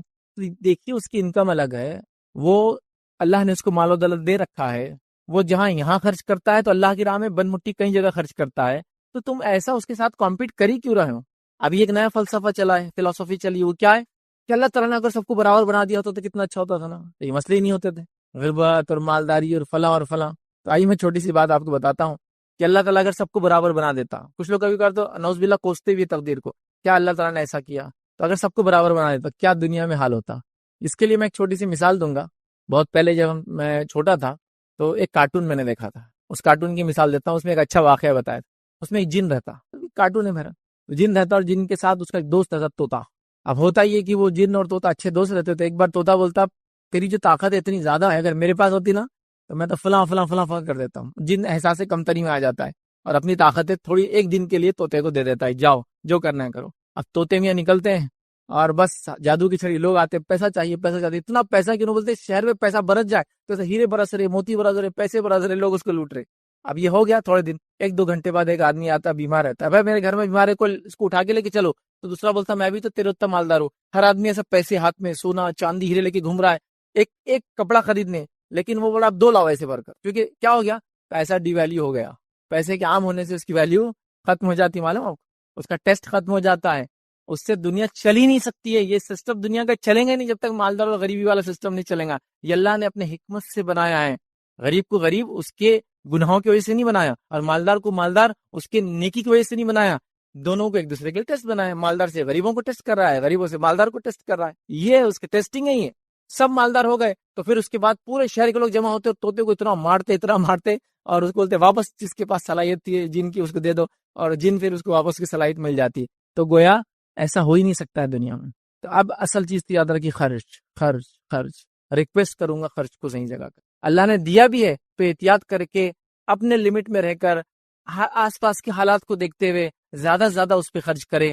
لیکن جائز ہے، میں سے انکار نہیں کروں کہ آپ مالدار ہیں تو آپ کے لیے خرچ کرنا جائے، لیکن فضول خرچی سے بچنا بے حد ضروری. اب فضول خرچی کی بات ہے تو یہاں یہ بات ہی بتا دو، فضول خرچی کا پیمانہ سب کے لیے برابر نہیں ہوتا. اگر آپ پوچھیں گے فیض بھائی 100 روپے خرچ کرنا فضول خرچی ہے کہ ہوٹل میں جا کے، تو کسی کے لیے ہاں بھی ہو سکتا ہے اور کسی کے لیے میں نہ بھی جواب دے سکتا، کیونکہ فضول خرچی کا پیمانہ اس کے انکم پر اور اس کی حیثیت پر ڈیپینڈ ہے. جیسے مثال کے طور پر ایک مالدار انسان 5 اسٹار ہوٹل میں جائے 10,000 کا کھانا کھائے، کبھی کبھار اس کے لیے فضول خرچی نہیں ہو سکتا، سمپل نہیں ہو سکتا، لیکن وہیں میں پوری زندگی لگا دوں، اس کی ٹوپی اس کے سر پہ ڈالوں اور فلاں کروں اور پھر جا کے وہاں کھاؤں، یہ فضول خرچی میں آ گیا۔ تو آپ کہاں اس نے بھی 10,000 خرچ کیا، میں نے بھی 10,000 خرچ کیا، میرے 10,000 خرچ کرنے کو فضول خرچی میں کاؤنٹ کر رہے ہیں آپ، اس کے 10,000 کو جائز بول رہے ہیں۔ اللہ نے اس کو جو مال و دولت دی تھی وہ اس کے اعتبار سے خرچ کر رہا ہے۔ جیسا صحابہ میں ایسے صحابہ بھی تھے جن کی محلات تھے، ایسے صحابہ بھی تھے جن کی جھوپڑیاں بھی تھی، نہ انہوں نے ان کو تانا مارا نہ انہوں نے ان کو کچھ بولا، دونوں خوشی خوشی رہ رہے تھے۔ سمجھ رہے آپ بات کو؟ تو لہٰذا جس کے پاس جو انکم ہے اس کی ویسی ایکسپینس رہیں گا، وہ مسئلہ نہیں ہے۔ فضول خرچی یاد رکھیے اس کا پیمانہ ہر کسی سے بدلیں گا۔ تو آپ سمجھ لیجیے آپ کے لیے کیا فضول خرچی ہو سکتی ہے۔ جیسا سب کچھ لگا کے میں فلاں چیز لینا چاہتا ہوں، ایک گاڑی، سب کچھ زندگی کا لگا دیا اس کے لیے، اس کی کیا ضرورت ہے، وہ بھی کسی اور کو بتانے کے لیے، بڑا عجیب معاملہ ہے۔ تو فضول خرچی میں ہم لوگ بہت ایک دوسرے سے کمپیٹ کر رہے ہیں۔ میں گزارش کروں گا آپ نیکی میں کمپیٹ کریں، صحیح جگہ خرچ کرنے میں کمپیٹ کریں۔ اور یہاں اچھا یہاں کوئی دوسرے کو کمپیٹ کرنا بھی نہیں چاہتا۔ ایسا فار ایگزامپل میں آ گیا ایک مالدار حلقے میں رہتا ہوں، سمجھو ایلیٹ کلاس میں ہوں، بہت مالدار لوگ شہر کے رہتے ہیں، تو حالت یاد رکھیے کہ مالدار ہو کے بھی ہم سب غریب ہیں، مطلب اس حلقے کے اندر بھی، کیونکہ ہر کسی کی نظر دوسرے کے اوپر ہے خالی۔ مالداری اصل کیا ہوتی ہے معلوم آپ کو، یہ بات بھی بتا دوں، مالداری نفس کی مالداری ہوتی ہے۔ آپ نے کہا الغنا غنا نفس، دل سے مالدار ہونا چاہیے آدمی نے، پیسے سے نہیں ہوتا آدمی مالدار، کو بھی دل سے ہوتا ہے۔ تو یہاں مالدار تو ہوں، آپ کسی کے پاس میں نے دیکھ لیا کہ کل تک یہ کچن تھا، آج یہ کچن ہے، وہ کچن سے اندازہ ہوگا گاڑی کون سی اس کے پاس، اب میں لگ گیا یہ گاڑی حاصل کرنے کے لیے، لیکن میں نے کبھی اس کی مسجدوں کی تعمیر، مدارس پہ خرچ، یتیموں کو دینا، مسکینوں کی مدد کرنا، مسافروں کے لیے فلاح کرنا، بیماروں کے لیے، وہ نہیں دیکھا۔ اب میں لگ گیا اس کے پیچھے دوڑ میں کہ مجھے بھی ایسا کچن ہاتھ میں چاہیے جو یہ برانڈ کا ہو، اس کی ضرورت نہیں تھی، اور پھر اب میں کیا کر رہا ہوں، فضول خرچی کی طرف جا رہا ہوں۔ تو الحمدللہ امت مسلمہ میں اکثر لوگ حلال کماتے ہیں، لیکن فضول خرچی کا پیمانہ بہت ہو چکا ہے۔ یاد رکھیے اس کے کئی، جس کو کہتے ہیں مظہر، جس کو بولتے ہیں جہاں ہم دیکھ سکتے ہیں، یاد رکھیے میں مثالیں دے سکتا ہوں، ہمارے لباس، ہمارے گاڑی، ہماری شادی بیاہ، ہمارے خام و خواہ کے آؤٹنگز کے خرچ اس لمٹ میں اور اس حد پہ ہو گئی جس کی کوئی انتہا نہیں۔ اننیسری چیزوں کو بس مہینے 2 مہینے 4 مہینے سال بھر میں بدلنا گیجٹس کو، اس لیے کہ بھائی نیا گیجٹ آ گیا تو پھر کیسا ہوں گا، پرانا تو پرانا ہی ہوا نا، اتنا پرانا لوگ کیسے نام رکھیں گے، بھائی اتنے بڑے سیٹ ابھی تک جو ہے 15 نمبر کا استعمال کرے، 16 نمبر کا آ گیا، 17 کی تیاریاں چالو ہیں، ہاں ادھر 25 لانچ ہو گیا، ادھر 26 آنے والا ہے، تم ابھی بھی جو ہے 22 استعمال کر رہے، کیسا ہو سکتا ہے نا؟ ماڈل دیکھتے ہیں نا سر ایک دوسرے کو، اور میں تو وہ اچیومنٹ کے لیے انتظار ہی کر رہا کہ یہ میرا اسٹیٹس کب جائیں گا کہ میں یہ نمبر سال کے حساب سے ہینڈ سیٹس لوں گا، یہ سب ہو رہا ہے یاد رکھیں۔ تو فضول خرچی یاد رکھیں، اس کی سب پیمانے ہیں، اس کے لیے ساری پلاننگ ہے، اس کے لیے ساری کوششیں یاد رکھیں، اور یہاں ہم کر رہے ہیں، پھر اس نے گھر بنایا تو مجھے گھر بنانا ہے، فضول خرچی سے بچیے، یاد رکھیے بڑی اہم چیزیں یاد رکھیے، اللہ تعالیٰ نے کہا کھاؤ پیو اور اسراف مت کرو۔ اسی طرح یاد رکھیے دوسری جگہ جو ہے اللہ رب العزت قرآن فرماتا کہتا ہے، اور رشتہ داروں اور مسکینوں اور مسافروں کو ان کا حق دو، اور مال کو بیجا خرچ نہ کرو، بے شک بیجا خرچ کرنے والے شیطان کے بھائی ہے، اور اللہ رب العزت فرماتا ہے اور شیطان اپنے رب کا ناشکرا ہے، تو لہٰذا بیجا خرچ کرنے سے ہم کو منع کیا گیا۔ اسی طرح اللہ کے رسول صلی اللہ علیہ وسلم فرماتے کہتے ہیں، ایک شخص رسول اکرم صلی اللہ علیہ وسلم کی خدمت میں حاضر ہوا اور اس نے عرض کیا کہ میں فقیر ہوں، میرے واسطے کچھ بھی مال وغیرہ موجود نہیں ہے، اور ایک یتیم بچے کی جو ہے میرے اوپر کفالت ہے، تو آپ صلی اللہ علیہ وسلم فرمایا کہ پھر کفالت ہے، اس کے پاس اگر یتیم کی کچھ پیسہ ہے تو اتنا لے لے جتنے کی تجھے ضرورت ہے، یاد رکھیے، اور اس سے زیادہ نہ لینا، ٹھیک ہے، کیونکہ وہ فضول خرچی میں آ جائیں گا، مطلب جو حد ہے اتنی تم لے لو، اس سے زیادہ نہیں لینا ورنہ وہ فضول خرچی میں آئیں گے، یاد رکھیے۔ آئیے آگے بڑھتے ہیں۔ تو فضول خرچی سے ہم نے دیکھا یہ بھی ایک وجہ مال فتنہ بن جاتا ہے۔ چوتھی چیز یاد رکھیے، مال خرچ نہ کرنا اور کنجوسی کرنا، یہ بھی مال کا فتنہ ہے۔ آپ کے پاس مال و دولت ہے، ایک ہے فضول خرچ، اسپینڈ تھرفٹ، وہ برباد کر رہا ہے، مال جلا رہا ہے، یا دوسرا ہے خرچ ہی نہیں کر رہا ہے، اور بخیلی کے اندر خاص طور سے زکوٰۃ کا نہ دینا، اور بخیلی کے اندر خاص طور سے اللہ نے جن کی حق رکھی وہ نہیں رکھنا، یہ بخیلی ہے۔ ایک انسان اگر اپنے مال کی زکوٰۃ نکالتا ہے اور اللہ نے جن کی حق رکھا ہے دیتا ہے تو اس کو آپ کنجوس نہیں بول سکتے، پھر وہ کفایت شعر ہے۔ اس کے بعد کفایت شعری اور کنجوسی میں بہت تھوڑا سا ڈفرنس رہ جاتا ہے، بہت چھوٹی سی لائن ہے۔ ایک آدمی زکوٰۃ دیتا ہے اپنے مال کی، ایک آدمی جو جن کا حق ہے وہ سب دیتا ہے، اس کے بعد وہ ایک پوٹی کوڑی کہیں خرچ کرتا ہے، مطلب بیوی بچوں کا حق کھلا رہا ہے، پلا رہا ہے، اچھا رکھ رہا ہے، اللہ نے جو حق رکھا زکوٰۃ دے رہا ہے، ضرورت پڑی امت کو جب پال خرچ کر رہا ہے، لیکن سادہ سیدھا لباس ہے، سادہ سیدھا آج بھی گھر ہے اس کا، کوئی مطلب ایسا گھر نہیں کہ لوگ کہے کہ یہ وہ مالدار شخص ہے، سادی سیدھی گاڑیوں میں رہ رہا ہے، تو آپ اس کو کنجوس نہیں بول سکتے۔ بہت سے لوگ بولتے ہیں ارے اتنا مال ہے، اس نے جلائیں گا بھی نہ پورا تو 7 پیڑھیوں تک چلیں گا، لیکن دیکھو گاڑی نہیں، میرے پاس رہتا نا تو میں بتاتا پھر کائے میں گھومتا اور کیا کرتا۔ تو یہ کنجوس نہیں ہے، یہ آدمی کنجوس نہیں ہے۔ کنجوس کون ہے؟ جو اللہ کا حق بھی نہ دے۔ کنجوس کون ہے؟ جو اللہ نے جن کا حق رکھا ہے ان کو نہ دے، ماں باپ پہ خرچ نہیں کر رہا ہے، زکوٰۃ نہیں دے رہا ہے، بیوی بچوں پہ خرچ نہیں کر رہا، ترس رہے لوگ جن کو ضرورت ہے ان کو بھی نہیں دیتا ہے، یہ ہوئی کنجوسی۔ ورنہ ہمارے پاس کیا ہوتا ہے، ایک آدمی کے پاس 10 چیزیں، 11ویں نہیں لیا، کیا کنجوس ہے تو ٹھیک ہے، وہ احتیاط کر رہا ہے، کفایت شاری کر رہا ہے، اسے مسئلہ نہیں آتا، ٹھیک ہے۔ تو مال نہ خرچ کرنا اور کنجوسی کرنا یاد رکھیے۔ آئیے اللہ رب العزت قرآن میں کیا فرماتا ہے، سورہ آل عمران سورہ نمبر 3 آیت نمبر 180 میں اللہ فرماتا اور کہتا ہے، جنہیں اللہ تعالیٰ نے اپنے فضل سے کچھ عطا کیا ہے، اس میں وہ اپنی کنجوسی کو اپنے لیے بہتر نہ سمجھے۔ اللہ تعالیٰ نے اپنے فضل میں سے، مال و دولت میں سے جب لوگوں کو دے رکھا ہے، تو اللہ تعالیٰ فرما رہا ہے عطا کیا ہے، وہ اپنی کنجوسی کو اپنے لیے بہتر نہ سمجھے، مطلب کنجوسی کرنے کو اپنے لیے بہتر نہ سمجھے، بلکہ وہ ان کے لیے بدترین ہے، وہ ان کے لیے بری چیز یاد رکھے۔ ان قریب روز قیامت یہ اپنے کنجوسی کی وجہ سے توق ڈالے جائیں گے، مطلب اس کنجوسی کی وجہ سے جو مال انہوں نے بچایا ہے اس کا توق ان کے گلے میں ڈالا جائے گا۔ آسمان اور زمین کی وراثت اللہ کی ہے، اور جو کچھ تم کر رہے ہو اللہ تعالیٰ اس سے باخبر ہے۔ تو اللہ تعالیٰ فرما رہا ہے کہ کنجوسی نہ کرے، ورنہ اگر وہ کنجوسی کریں گے، جن کا حق نہیں دیں گے، اللہ تعالیٰ اس مال کو گلے میں لٹکائیں گا۔ قرآن کی آیتوں میں یہ کہ جو سونا اور چاندی جمع کرتے ہیں اور اس کو اللہ کے راہ میں خرچ نہیں کرتے، جہاں خرچ کرنا زکوٰۃ نہیں دیتے، یہ سونے چاندی پگھلا کر ان کی پیشانیوں پر، ان کے پہلوؤں پر اور ان کے سائڈ سے، مطلب اس کو نیچے پیچھے ہر طرف ان کو سونے اور چاندی ڈالی جائیں گی۔ خاص طور سے وہ لوگ جو زکوٰۃ نہیں دیتے ہیں، تو یہ سونے چاندی کے تعلق سے زیادہ کہ جو مال و دولت کی زکوٰۃ نہیں دیتے اور کنجوسی کرتے ہیں، ان کا تو بہت بدترین حال ہے۔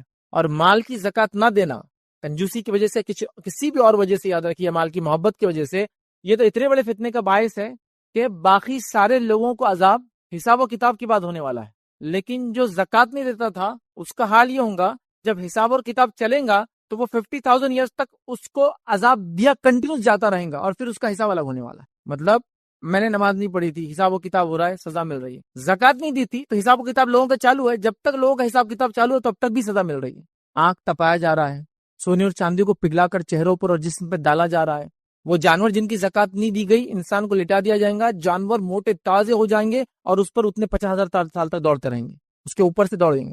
اور جانور کا آپ اگر بکری کا کھر بھی آپ کے پیر پہ لگ جائے نا کبھی، اتنی عجیب تکلیف ہوتی ہے، حالانکہ اس کا وزن زیادہ نہیں ہوتا، لیکن چونکہ وہ ماس بڑھ جاتا ہے، اس کا ویٹ پورا اتنے کھروں پہ رہتا ہے، تو وہ اس سے رونتے ہوئے جائیں گے۔ تو زکوٰۃ نہ دینے والا مال کی کنجوسی کی وجہ سے، یا جس کو ہم کہیں گے اس کا حق ادا نہ کرنے کی وجہ سے، اس کا تو حال یہ ہے کہ ابھی دوسروں کو تو سزا حساب و کتاب کی بات ملیں گی، حساب و کتاب چل رہا ہے تو اس کو سزا ملنا چالو ہو جائیں گی۔ اسی طرح مال کے تعلق سے جس کی زکوٰۃ نہیں دی جاتی ہے، یاد رکھیے جو فتنہ بنے گا، اللہ کے رسول صلی اللہ علیہ وسلم فرماتے ہیں یہ جو مال ہے اس کے لیے ایک سانپ بن کر آئیں گا، اور یہ گنجا سانپ ہوگا، مطلب سانپ کے زہر کی وجہ سے اس کے سر پہ کچھ روئیں ہوتے ہیں لیکن وہ بھی جھڑ جاتے ہیں، اس کے پوائزن کی وجہ سے اس کے سیل باڈی کو بھی ڈسٹرکشن ہوتا ہے، اور وہ اس کے گلے میں ہوں گا، اور وہ اس کو ہونٹوں پر ڈسیں گا اور کہے گا انا کنزک انا مالک، میں تیرا خزانہ ہوں، میں تیرا مال ہوں، اور ڈستا رہیں گا ادھر۔ تو یہ عذابات یہیں سے شروع ہو جا رہے ہیں، آخرت میں حساب و کتاب سے پہلے بھی عذاب مل رہا ہے۔ تو مال کے معاملے میں کنجوسی نہیں کرنا چاہیے، خاص طور سے اللہ نے جن کا حق رکھا ہے۔ ایسے میں کئی لوگوں کو جانتا ہوں کنجوسی اتنی نفس پہ آ جاتی ہے، اسی کوئی انتہا نہیں، اور ایک عجیب و غریب کنجوسی رہتی ہے مالدار لوگوں کی۔ کبھی کبھار میں نے دیکھا اے سی لگا ہوا لیکن چالو نہیں کر سکتے، گاڑی ہے لیکن چلا نہیں سکتے، فون ہے لیکن مس کال دینا چاہیے، دیکھا آپ نے ایسے لوگوں کو؟ تو یہ تو ایک عجیب نیکسٹ لیول کی کنجوسی ہے کہ اللہ نے سب کچھ دے رکھا لیکن اپنے نفس پہ چھوڑ کے سب پہ خرچ کرنا ہے۔ پھر پتا چلا جناب ایسی کنجوسی کر کے چنے کھا کے زندگی گزار کر چلے گئے، بچوں نے ان کے مرتے 2 سال میں پوری وراثت کو کانٹا فش کر دیا۔ تو کیا فائدہ ہو اتنا کما کے؟ اپنے لیے استعمال کرتا مال، اپنے لیے فائدہ اٹھا لیتا، کنجوسی نہ کر کے جہاں جہاں خرچ کرنا دے دیتا، دے کے اپنے لیے تیاری کر لیتا، آخرت کی تیاری۔ دیکھیے مال کے ذریعے آخرت کی بہت آسانی سے انسان تیاری کر سکتا ہے، جو غریب کے لیے وہ کام کرنا مشکل، لیکن وہی مال جب ملتا ہے آدمی خرچ نہیں کرتا ہے تو فتنہ ہی بن جاتا ہے، اتنی بڑا عذاب بھی ہو جاتا ہے۔ تو یہ بڑی اہم بات ہے۔ تو لہٰذا نفس کی کنجوسی سے ہم نے بچنا چاہیے، اور اللہ نے جو مال دیا اس کو صحیح جگہ خرچ کرنا چاہیے، فضول خرچ بھی ہونا چاہیے، صحیح جگہ ہونا چاہیے۔ سب سے پہلے اللہ کی راہ میں جس میں زکوٰۃ آ گئی جو فرض ہے، اس کے علاوہ صدقات اور خیرات، اس کے ساتھ ساتھ سب سے پہلے اگر انسانوں میں حق ہے تو والدین پر، اس کے بعد بیوی اور بچوں پر، اور اس کے بعد کے رشتہ دار، اور اس کے بعد کے رشتہ دار، جن جن کا حق یاد رکھیے سب کا دینا چاہیے۔ آئیے 5ویں جگہ یاد رکھیے جہاں مال فتنہ بن جاتا ہے ہمارے لیے، یاد رکھیے وہ ہے کثرت مال کی وجہ سے تکبر آ جانا، کثرت مال کی وجہ سے لوگوں کو حقیر سمجھنے لگ جانا۔ دیکھیں کسی کے پاس مال ہے وہ استعمال کرے، کوئی برائی نہیں، لیکن وہ استعمال کرے اور دوسروں کو نیچا سمجھے، وہ بہت بڑا مسئلہ، تکبر آ جانا ہے۔ اور اکثر ہم دیکھتے ہیں مال انسانوں میں تکبر لاتا ہے، جس کی ایک جیتی جاگتی مثال قرآن میں موجود تھی۔ وہ کون سی ہے؟ قارون کی مثال۔ قارون کو اللہ نے بہت مال و دولت دے رکھی تھی، مطلب قارون شاید ان لوگوں میں سے تھا جو کنگز کو فائنینس کرتے، بادشاہوں کو فائنینس کرتے ہیں، ہوتے ہیں نا کنگ میکر رہتے ایسے لوگ، دکھتے نہیں کچھ نہیں لیکن اتنا مال و دولت کی ملکوں کی حکومتوں کو ہلا دیتے، فلاں کر دیتے، تو شاید کنگ میکر تھا قارون، بہت خزانہ، اتنا مال و دولت کہ اس کے خزانے کی جو جو کیز سے چابیاں تھے ایک جماعت اٹھایا کرتی تھی، مطلب کچھ لوگ لگتے تھے اٹھانے کے لیے. اب ایسا بھی نہیں کہ لاک اس زمان میں 1 ٹن کا رہتا تو چابی 500 کلو کی، ویسا نہیں تھا. سمپل لاک اینڈ کیز جیسے آج ہوتے ہیں، تھوڑے بہت اور بڑے اور وزنی ہوتے تھے، لیکن ایک جماعت اس کی چابیوں کو اٹھاتی تھی. کتنا رچ ہوں گا وہ، سپر رچ. اور جب نکلتا تھا وہ تو پورا شہر نکل کے اس کو دیکھتا تھا. مطلب جب وہ گھر سے نکلتا تھا تو ایک جلوس ہی نکلتا تھا اس کے ساتھ، کیونکہ بڑے مالدار لوگوں کے ایک اپنے نخرے اور ٹھاٹ ہوتا ہے، تو پورا جلوس نکلتا تھا کہ لوگ متاثر ہو رہے تھے اس سے، اثر لے رہے نوجوان اور بچے دیکھ کر کے جو قارون نکل رہا ہے کہ ایسا ہونا چاہیے زندگی تو یہ ہے. لیکن جب موسیٰ علیہ السلام کو اللہ نے کہا جاؤ مال کا حق لو قارون سے، اور جو ہے قارون سے، جب موسیٰ علیہ السلام کو کہا احسن کما احسن اللہ علیک، احسان کر ویسا لوگوں پر جیسا اللہ نے تجھ پر احسان کیا ہے، مطلب جو مال تجھے دیا دوسروں پہ خرچ کر. تو کہا اللہ کا احسان، یہ تو میری عقل کی کمائی ہے، یہ میں نے محنت سے کمایا ہے. پھر اللہ رب العزت نے کیسا عذاب دیا اس کو، قیامت تک کی عبرت بنا دیا. اس کا مال، اس کے گھر اور جائیداد، اس کی شخصیت کے ساتھ اس کو اللہ نے زمین میں دھسا دیا، برباد اور جو اس کو ہلاک کر دیا. تو یہ مثال ہے ہمارے سامنے. تکبر تھا اس کو اپنے مال کا.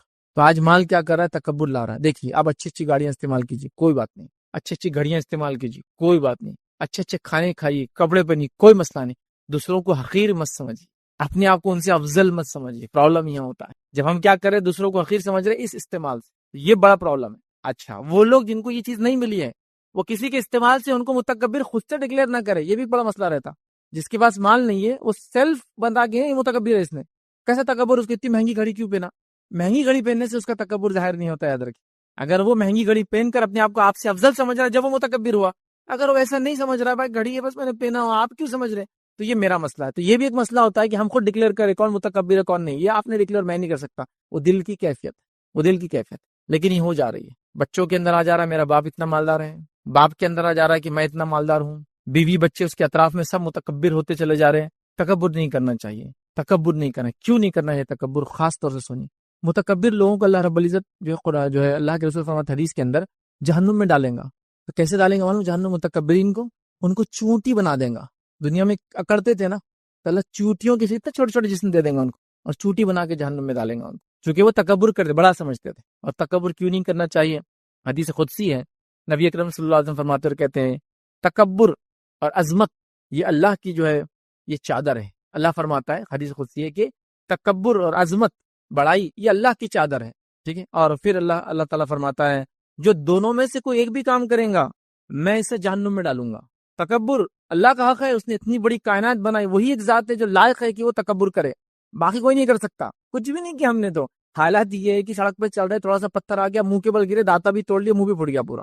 اتنی بھی حیثیت نہیں کہ میں چل رہے تو زمین میں گڑا ہو جا رہا ہے. اتنے بڑے سیٹ ہے کہ چلتے زمین گڑا ہو جاتا، بلڈنگ سائڈ دے دیتی ان کی گاڑی کو کہ ہٹ جاؤ انہوں آ رہے. کچھ بھی نہیں ہوتا، نتی کچھ چینج نہیں ہوتا آپ کے لیے، ہے نا. تو اس میں کچھ اسپیشل کچھ بھی نہیں رہا. ایک نعمت ہے جو زیادہ دی، مال کی دے دی، کسی کو جسم کی دے دی، کسی کو عقل اور علم کی دے دی، سب کو الگ الگ نعمت دی اللہ تعالیٰ نے. اس کو سمجھیے آپ. تکبر مت کی. تو تکبر، کبریائی، بڑائی، عظمت اللہ کی چادر ہے، یاد رکھیے یہ. اور جو بھی یہ کام کریں گے یاد رکھیے، چادر سمجھتے نا، ایک آدمی ہے وہ چادر اوڑھ کے جا رہا ہے، آپ کی چادر پکڑیں گے، کتنا برا رہا رسپانس دیتا ہے آپ کو، جوابی کاروائی کریں گا. تو یہ اللہ کے لیے لائق. اب اگر میں یہ کام کرتا ہوں تو میں اللہ کی حدود میں گھس رہا ہوں. نتیجہ کیا ہوگا؟ جو دونوں میں سے ایک بھی کام کریں گا وہ اللہ تعالیٰ فرماتا میں اس کو جہنم میں ڈالوں گا. تو لہٰذا تکبر نہیں ہونا چاہیے. مال ہے، عاجزی اختیار کیجیے. نعمت کو باقی رکھنے کا اصول کیا معلوم؟ عاجزی اختیار کیجیے اور ہمبل ہو جائیے، اور ہمبل ہو جائیے، اور ہمبل ہو جائیے. عبد الرحمن بن عوف رضی اللہ عنہ کا واقعہ اگر دیکھیں گے، ان کی کئی سیرت کے واقعات آتے ہیں، اس میں یہ ہے جب غلاموں کے ساتھ بیٹھتے تو آئیڈینٹیفائی کرنا ممکن نہیں تھا کہ عبد الرحمن کون ہے اور عبد الرحمن کا غلام کون ہے. اتنے سادہ رہتے، مطلب یہ نہیں کہ پھٹے کپڑے پہن کے غلاموں کے جیسے رہ رہے، بٹ غلام کھا رہا ہے تو بھی ساتھ کھا رہے اس کے. اب کون آئیڈینٹیفائی کریں گے کوئی غلام کے ساتھ کھانا کھا سکتا مالک؟ دیکھ رہے ہیں آپ، یہ عاجزی تھی ان کی. مالا دولت ایک نیکسٹ لیول پر، عاجزی ایک نیکسٹ لیول پر. ہمبل تھے وہ، تو اللہ نے باقی بھی رکھا ان چیزوں کو، وہ نام، ان کی جو کچھ انہوں نے خرچ کیا، جو کچھ اس سے انہوں نے فائدہ اٹھا، جو کچھ دنیا کو دے گئے، اس کا اجر و ثواب بھی ان کو ملنے والا ہے. تو یہ بڑی اہم بات ہے، یاد رکھیے. تو اس کو ہم سمجھے. تو تکبر مت آنے دیجیے. اپنے بچوں کو کبھی ہوتا ہے حالات جیسے چل رہے ہیں، بچوں کو تکبر آیا تھا آپ کے مال کی وجہ سے، ان کو بیٹھ کر نصیحت کرنا. نصیحت کیا کرنا کہ بچوں یہ مال و دولت اللہ رب العزت کی نعمت ہے، آج دیا ہے کل لے بھی لیں گا. اور مال و دولت سے زیادہ بے وفا تو کوئی بھی نہیں ہے دنیا میں. بے وفائی ہے، مرنے کے بعد تو وہ آتا ہی نہیں آپ کے ساتھ. مطلب سب سے پہلا ساتھی جو آپ کا ساتھ چھوڑتا ہے وہ مال و دولت ہی ہوتا ہے. مرتے ہی رشتے دار اس پہ لے لیتے، ہے نا. اتنا بے وفا ہوتا ہے کہ ہاتھ میں کچھ انگوٹھی بھی تو کھینچ کے نکالتے ہو، دفناتے وقت بولتے نہیں کسی کے ساتھ دفنا دو. کھودتے بعد گڑھا اگر 10 روپے کا سکہ گر گیا تو بولتے ایک دم رک جاؤ، وہ سکہ نکالو، ایسا خبر بند کرے جیب میں سے گر گیا، 1 منٹ نکالو. وہ نہیں جا سکتا ساتھ میں، کچھ نہیں جاتا ساتھ. اتنا بے وفا ساتھی، یاد رکھیں. اور اس کے لیے ہم لوگ سب کچھ کر رہے ہیں، یاد رکھیں. تو آپ تکبر کر رہے ہیں اس کے لیے، یہ بہت بے وفا ہے، یاد رکھیں یہ آپ کی زندگی میں ہی آپ کا ساتھ چھوڑ کے چلے جاتا ہے کبھی کبھار۔ اور یہ بات ہم نے دیکھی، اللہ تعالیٰ نے لوگوں کو چھوٹے چھوٹے جو کام کرتے تھے آج بڑے بڑے مقامات پہ پہنچا دیا، اور اگر وہ اللہ کا شکر ادا کرے تو اللہ اس نعمت کو باقی بھی رکھ رہا ہے نسل در نسل، ناشکری کر رہے ہیں تو اللہ تعالیٰ ان کا جس کو رائز اینڈ فال اپنے آنکھوں سے ہم دیکھ رہے ہیں۔ دیکھا ہوں گا آپ نے کہ پڑوسی تھے اتنے مالدار تھے، آج غربت کی زندگی، کبھی وہ زکوٰۃ مانگنے آ جا رہے، کبھی صدقات مانگ رہے ہیں۔ آپ ہوتا ہے ایسا کہ کل وہ لوگ جو فلاں تھے، دیکھو آج اللہ نے اتنا دیا، آپ نے خوش ہونا چاہیے کہ دیکھو غلام تھا آج کتنا مالدار ہو۔ تو یہ ہوتا ہے کہ یہ مال جس کو کہیں گے بہت زیادہ جو ہے بے وفا ہے۔ چھوٹا سا واقعہ سنا تھا کہ ایک شخص اپنی بیوی کے ساتھ کھانا کھا رہا تھا، اور جب کھانا کھا رہا تھا تو فقیر آیا، تو جب فقیر آیا تو یہ شخص جس کے ساتھ بھی مطلب میاں بیوی کھانا کھا رہے تھے، تو اس شخص نے کہا، اس آدمی نے، کہ جاؤ وہ جو فقیر آیا اس کو کھانا دے دو۔ اس زمانے میں ایسا لوگ خامخواہ بھیک نہیں مانگتے تھے، اگر مانگتے تو جینوین ریزن ہوتا تھا۔ تو یہ اس کا یہ بھی خاتون اٹھی گئی اور اس کو کھانا دے کر آئی۔ جب کھانا دے کر آئی تو بہت مطلب اس کا چہرہ تبدیل ہو گیا تھا، چینج ہو گیا تھا۔ تو اس شخص نے، اس کے شوہر نے کہا کہ تمہارا چہرہ کیوں تغیر ایک دم چینج ہو گیا تھا، تھوڑا خوش تھی اور ایک دم وہ ہو گیا۔ تو کہا وہ جو شخص مانگنے آیا تھا وہ میرا پہلا شوہر تھا، وہ میرا پہلا شوہر تھا، اور وہ اب دیکھو بھکاری بن گیا بیچارہ، اور اس نے خاتون نے لے جا کے دی۔ تو جب اس خاتون نے واقعہ سنایا تو اس کا شوہر بھی رونے لگا۔ تو کہا میں معافی چاہتی ہوں، میں نے خامخواہ قصہ سنا دیا آپ کو، آپ کیوں رو رہے ہیں؟ اور اس نے ایک واقعہ سنایا کہ میں ایک بار اس شوہر کے ساتھ کھانا کھا رہی تھی، وہ جو فرسٹ کا ہسبینڈ تھا، اور ایک بھکاری آیا تھا، اور ایسی کھانا جب ہم کھا رہے تھے اس نے آواز دی تو میرا شوہر باہر نکلا اور اس کو بہت مارا، اور کہا کہ یہ کھانے کے ٹائم پر آگے ڈسٹرب کرتے ہیں کیا؟ وہ فرسٹ ہسبینڈ جو اب بھکاری ہے، اور اس نے اس بھکاری کو بہت مارا اور اس کو ہکال دیا کہ کہا کہ ایسے ٹائم پہ مانگنے آتے ہو، یہ ڈسٹرب کرنے، چلو نکلو نکل جاؤ۔ تو یہ جب قصہ اس نے سنا تو وہ شوہر بھی رونے لگا، اس کا جو سیکنڈ ہسبینڈ تھا۔ اس خاتون نے کہا میں نے خامخواہ قصہ سنا دیا آپ کو، یہ نہیں کرنا چاہیے تھا۔ تو کہا اس آدمی نے جس آدمی کو مارا تھا وہ میں ہی ہوں۔ اب ایک ہی زندگی میں جو فقیر بھیک مانگنے آیا تھا اب وہ اس عورت کا شوہر ہے، اور جو انسان مالدار تھا جس بھکاری کو مارا وہ آدمی جو ہے اب مالدار بن چکا ہے۔ تو ایک ہی زندگی میں یہ، اب میں یہ نہیں کہہ رہا ہوں کہ فقیر آئے تو آپ کھانا چھوڑ کے اس کو لے آ دے ورنہ آپ بھی فقیر بن جائیں گے، ویسا نہیں میں بتانا چاہ رہا ہوں۔ بتانا ہی چاہ رہا ہوں کہ مالداری پیسہ کسی کا ہوتا نہیں، یاد رکھ، جب تک ہے فائدہ لیا، صحت ہے جب تک ہے فائدہ اٹھا لو، پہچان ہے جب تک ہے صحیح فائدہ اٹھا لو، مال ہے جب تک فائدہ اٹھا لو، چلا جاتا ہے، بے وفا ساتھی ہے نہ مرنے کے بعد کام آتا ہے۔ مرتے ہی ساتھ چھوڑنے والے دوستوں میں سے ایک دوست ہے یاد رکھیں، جس کے لیے سب کچھ کرتے ہیں، تو تکبر نہیں، اس کے لیے تکبر نہیں، بڑا پن نہیں۔ مال ہے ہمبلنس، تو بچوں کو بٹھا کے سمجھاؤ یہ مال اللہ کی نعمت ہے، تم تکبر مت کرنا بیڑا کبھی اس کی وجہ سے، اس میں تمہارے باپ کی کوئی خصوصیت نہیں ہے اس کے کمانے میں، یہ رب العزت کی نعمت ہے جو میرے پاس آئی ہے، یہ ہو سکتا ہے رہے یا ہو سکتا ہے چلی جائے، ہے تو فائدہ سب مل کے اٹھا لو۔ کیسے فائدہ اٹھائیں؟ اپنے پہ خرچ کر کے نہیں بچوں، اس کو دوسروں پہ خرچ کر کے، اپنے آپ کو دوسروں سے افضل نہیں سمجھ کے، اس کی وجہ سے دوسروں سے رشتہ نہ توڑ کے، اس کی وجہ سے خون خرابے سے بچتے، اس کی وجہ سے دھوکہ دھڑی ہم کبھی نہیں کریں گے، کیونکہ یہ بے وفا چیز ہے، ٹھیک ہے، اور لہٰذا حلال وہ کریں گے، بچوں کو سمجھاؤ۔ ورنہ ہم نے دیکھا بہت سارے لوگ ہیں ماشاءاللہ مالدار ہیں، اللہ نے بڑی عاجزی بھی دی ان کے اندر، لیکن اللہ کا بندہ ہی عاجز ہے، نہ بچے عاجز ہے، نہ ان کے گھر میں عورتیں عاجز ہیں۔ کیوں؟ ان کو تکبر کا نشہ چڑھا ہوا ہے سب، اس کا مطلب تربیت نہیں ہے، تربیت کرنا چاہیے، مال و دولت ہے جا سکتا ہے، ٹھیک ہے۔ چھٹی چیز یاد رکھیے جہاں مال و دولت کتنا بنتی انسان کے لیے، اور یہ آخری پوائنٹ رہے گا ہمارا اس کا، اور بعد میں ہم کچھ عام باتیں دیکھیں گے یاد رکھیے مالداری کے تعلق سے۔ تو چھٹا یاد رکھیے وہ جگہ یاد رکھیے، مال کو حاصل کرنے کے لیے لوگوں کی حق مارنا، یہ مال فتنہ ہے، یہ مال فتنہ ہے۔ اگر میں چوری سے بچا، ڈاکہ ڈالنے سے بھی بچا، مطلب میں جو کہہ رہا ہوں دوسروں کا حق مارنا، یہ فتنہ ہے یاد رکھیے مال۔ اور مثال دے رہا ہوں، اگر میں چوری مطلب چور نہیں ہوں، چلو الحمدللہ، میں ڈاکو بھی نہیں ہوں الحمدللہ، میں نے غبن بھی نہیں کیا الحمدللہ، میں 2 نمبر کا مال بھی نہیں بیچتا الحمدللہ، میں دھوکہ دے کے سب الحمدللہ ہے، لیکن ہم میں سے اکثر ایسے چور و ڈاکو تو ہے جس نے ابھی پھوپھی کا وراثت کھا کے بیٹھے اور بہنوں کی وراثت پہ ابھی جمے ہوئے، اور اس کو سمجھتے بھی نہیں کہ یہ مال کا فتنہ ہو سکتا ہے۔ مطلب دوسری چیزیں میں بول چکا ہوں اب تک، حرام نہیں کمانا، 2 نمبر وہ تو ہو چکا ہے، لیکن یہاں تو سب پھیل جا رہے ہیں، اس لیے یہ پوائنٹ خاص لا رہا ہوں۔ مال دوسروں کا کھا جانا، یہ تو مطلب ایک دم جس کو بولتے ہیں ایک دم چوٹی، مطلب کوئی نہیں بچا اس سے، میں کیا بول، اللہ مفتی صاحب بھی نہیں بچے، سب بہنوں کے مال کھائے ہوئے ہیں، پھوپھیوں کا بھتیجے ابھی بھی نہیں دے رہے، وہ کیسے چل رہے ہیں، وہ یہ تو کھائے ہوئے۔ تو دوسروں کا مال ہڑپ کر اپنے پاس لینا غلط طریقے سے، یہ مال فتنہ ہے، اس میں چوری آتا، ڈاکہ آتا، تو میں چونکہ آپ میں سے کوئی چور ڈاکو نہیں، اس لیے میں چور ڈاکو ایگزامپل بھی دوں آپ کو، ہے نا۔ آپ بولیں گے یہ تو سب ماشاء اللہ دھوکہ میں دھوکہ نہیں دیتا، اللہ کی قسم کھائے، جھوٹی قسم کھائے، کوئی مال نہیں بیچتا تھا ماشاء اللہ، 2 نمبر نہیں کماتا، لیکن ابا نے چونکہ حق نہیں دیا تھا تو میں بھی حق نہیں دوں گا پھوپھو کا، اور میں بھی اپنی بہنوں، اور یہ تو سلسلے وار صدیوں سے چلا رہا ہے، نسل در نسل چلا رہا ہے۔ تو اللہ تعالیٰ ایک قوم پر کیوں رحم کرے جو اس قسم کا ظلم کرتی ہے، جو حق اللہ نے اپنی کتاب میں بتایا اس کو ابھی بھی مارتی ہے۔ اس لیے میں اس ایگزامپل سے بات شروع کر رہا ہوں اپنی۔ مال غضب کر لینا، ہڑپ کر لینا، دبوچ لینا، دبا لینا، یہ تو بالکل کامن ہے اندر. لیکن اس میں ایک مسئلہ کیا وہی بتاتا ہوں. جب میری والدہ کا حق میرے ماموں نے نہیں دیا تو میں جب حق لینے کے لیے بالکل اللہ رسول کی بات کر رہا ہوں، لیکن ابھی میں بھی اپنی بہنوں کا حق کھا کے بیٹھا ہوں، اس کے اوپر سیکنڈ تھاٹ بھی نہیں معلوم. اگر میں اس سائڈ میں جس سائڈ ظلم ہو رہا ہے تو میں لینے کے لیے ریڈی ہوں. کوئی پوچھے آپ نے کیا کیا، ہمارا چھوڑو نا، پہلے اس کا حساب کرو نا. سمجھ رہے یہ حالت ہے یاد. اور اتنے پیچیدہ مسائل ہو گئے وراثت کے ہمارے پاس کہ جو علماء نے جو فتاوے دی ہے جس میں ایک ساتھ کئی لوگ مر جاتے ہیں، تو اس کے اندر کیا ہوتا ہے معلوم کرنا پڑتا ہے کون کب مرا پہلے. کیونکہ جیسا مثال کے طور پر اللہ نہ کرے ایک ایکسیڈنٹ ہوا کار کا، باپ بھی تھا، بیٹا بھی تھا، اور بھی لوگ تھے بیٹھے تھے، اور ایک ساتھ سب کا انتقال ہو گیا. تو اس میں آئیڈینٹیفائی کرنا پڑتا ہے ان میں سے پہلے کون مرا ہوگا. چونکہ فار ایگزامپل سامنے کوئی تھا، اس کی ڈیتھ پہلی ہوئی ہوگی، تو اس کے مرتے اگر پیچھے اس کا وارث ہے تو اس کو ملنے والا ہے. حالانکہ وہ بھی مر گیا اس کے ایکسیڈنٹ میں، لیکن اس کو آئے گا پھر اس کو آئے گا، تو اس کو معلوم کرنا پڑتا ہے. تو وہ مسائل ہم کو ہندوستان میں لگانا پڑتے ہیں، کیونکہ نسل در نسل کی پردادا کا بھی حساب نہیں ہوا، تو اس میں وہی اصول لگانا پڑتا ہے. وہ جو ایک ساتھ لوگ مرتے ہیں نا، تو ایک کتنے لوگ، ارے 5 نسلیں ہو گئی، اب حساب کرنا ہے ہم کو، وراثت تقسیم کرنا 5 نسلیں ہوتے کتنا حساب کریں گے. تو اس کو پھر وہ اصول سے کرنا پڑتا، کون پہلے مرا. پیچیدہ ہو جاتے ہیں مسائل. تو ہم دوسروں کا مال ہڑپ کر لے رہے، غضب کر لے رہے، یاد رکھیں. اور یہ مال کا بہت بڑا فتنہ ہے، جس میں یاد رکھے سب سے ایک مثال تو دے دیا میں نے، جس میں دیندار بھی نہیں بچے، بے دین بھی نہیں بچے. بے دین لوگوں کو تو پتہ بھی نہیں دینا چاہیے بہنوں کا، دینداروں کا بھی یہ حال ہے. دوسرا یاد رکھیے جو بڑا فتنہ ہے، یاد رکھیے جو مال دوسروں غضب کرنا، وہ ہے زمینوں کا ہڑپنا. ہمارے پاس ایسے لوگ ہیں جو چتر چالاک، دھارکاری، تیسمار خان اور پتہ نہیں کیا کیا بن گئے. 5 سال میں یہاں پہنچ گئے. 5 سال میں یہاں کیسے پہنچ گئے آپ؟ 5 سال میں کیا کر رہا ہوں، خالی جگہ ڈھونڈ رہا ہوں بس، محلے میں کون سی ہے، بس خالی جگہ ملی کہ پیپرہ تیار کرنا چالو، پیپرہ تیار ہوئے کہ اس کا سیل چالو، اور ایک بار بک گئی کہ بس ختم. اگر آ بھی گیا تو وہ پھر اس کو جگہ بیچنے نہیں دیں گے اپن اس کی، بولیں اتنے دن سے کہاں تھا تو، ہاں ابھی نہیں ہو سکتا. تو اب کتنے میں جگہ بک رہی، 100 روپے میں بک رہی تھی جگہ، 30 روپیز میرے ہوں گے اس میں، پھر کیوں دے وہ تم کو، صرف وہ نہیں تھا بول کر. لیکن شریعت کیا بولتی ہے، ایسا کسی خالی زمین تو لے لو. یہ ہے نا، کرائے سے گھر میں گئے، خالی نہیں ہوا آج تک، نماز روزے علامہ فہامہ بنے میں گھوم رہے، لیکن لوگوں کی زمین ہڑپے ہوئے آپ. نہیں، قانون ہے.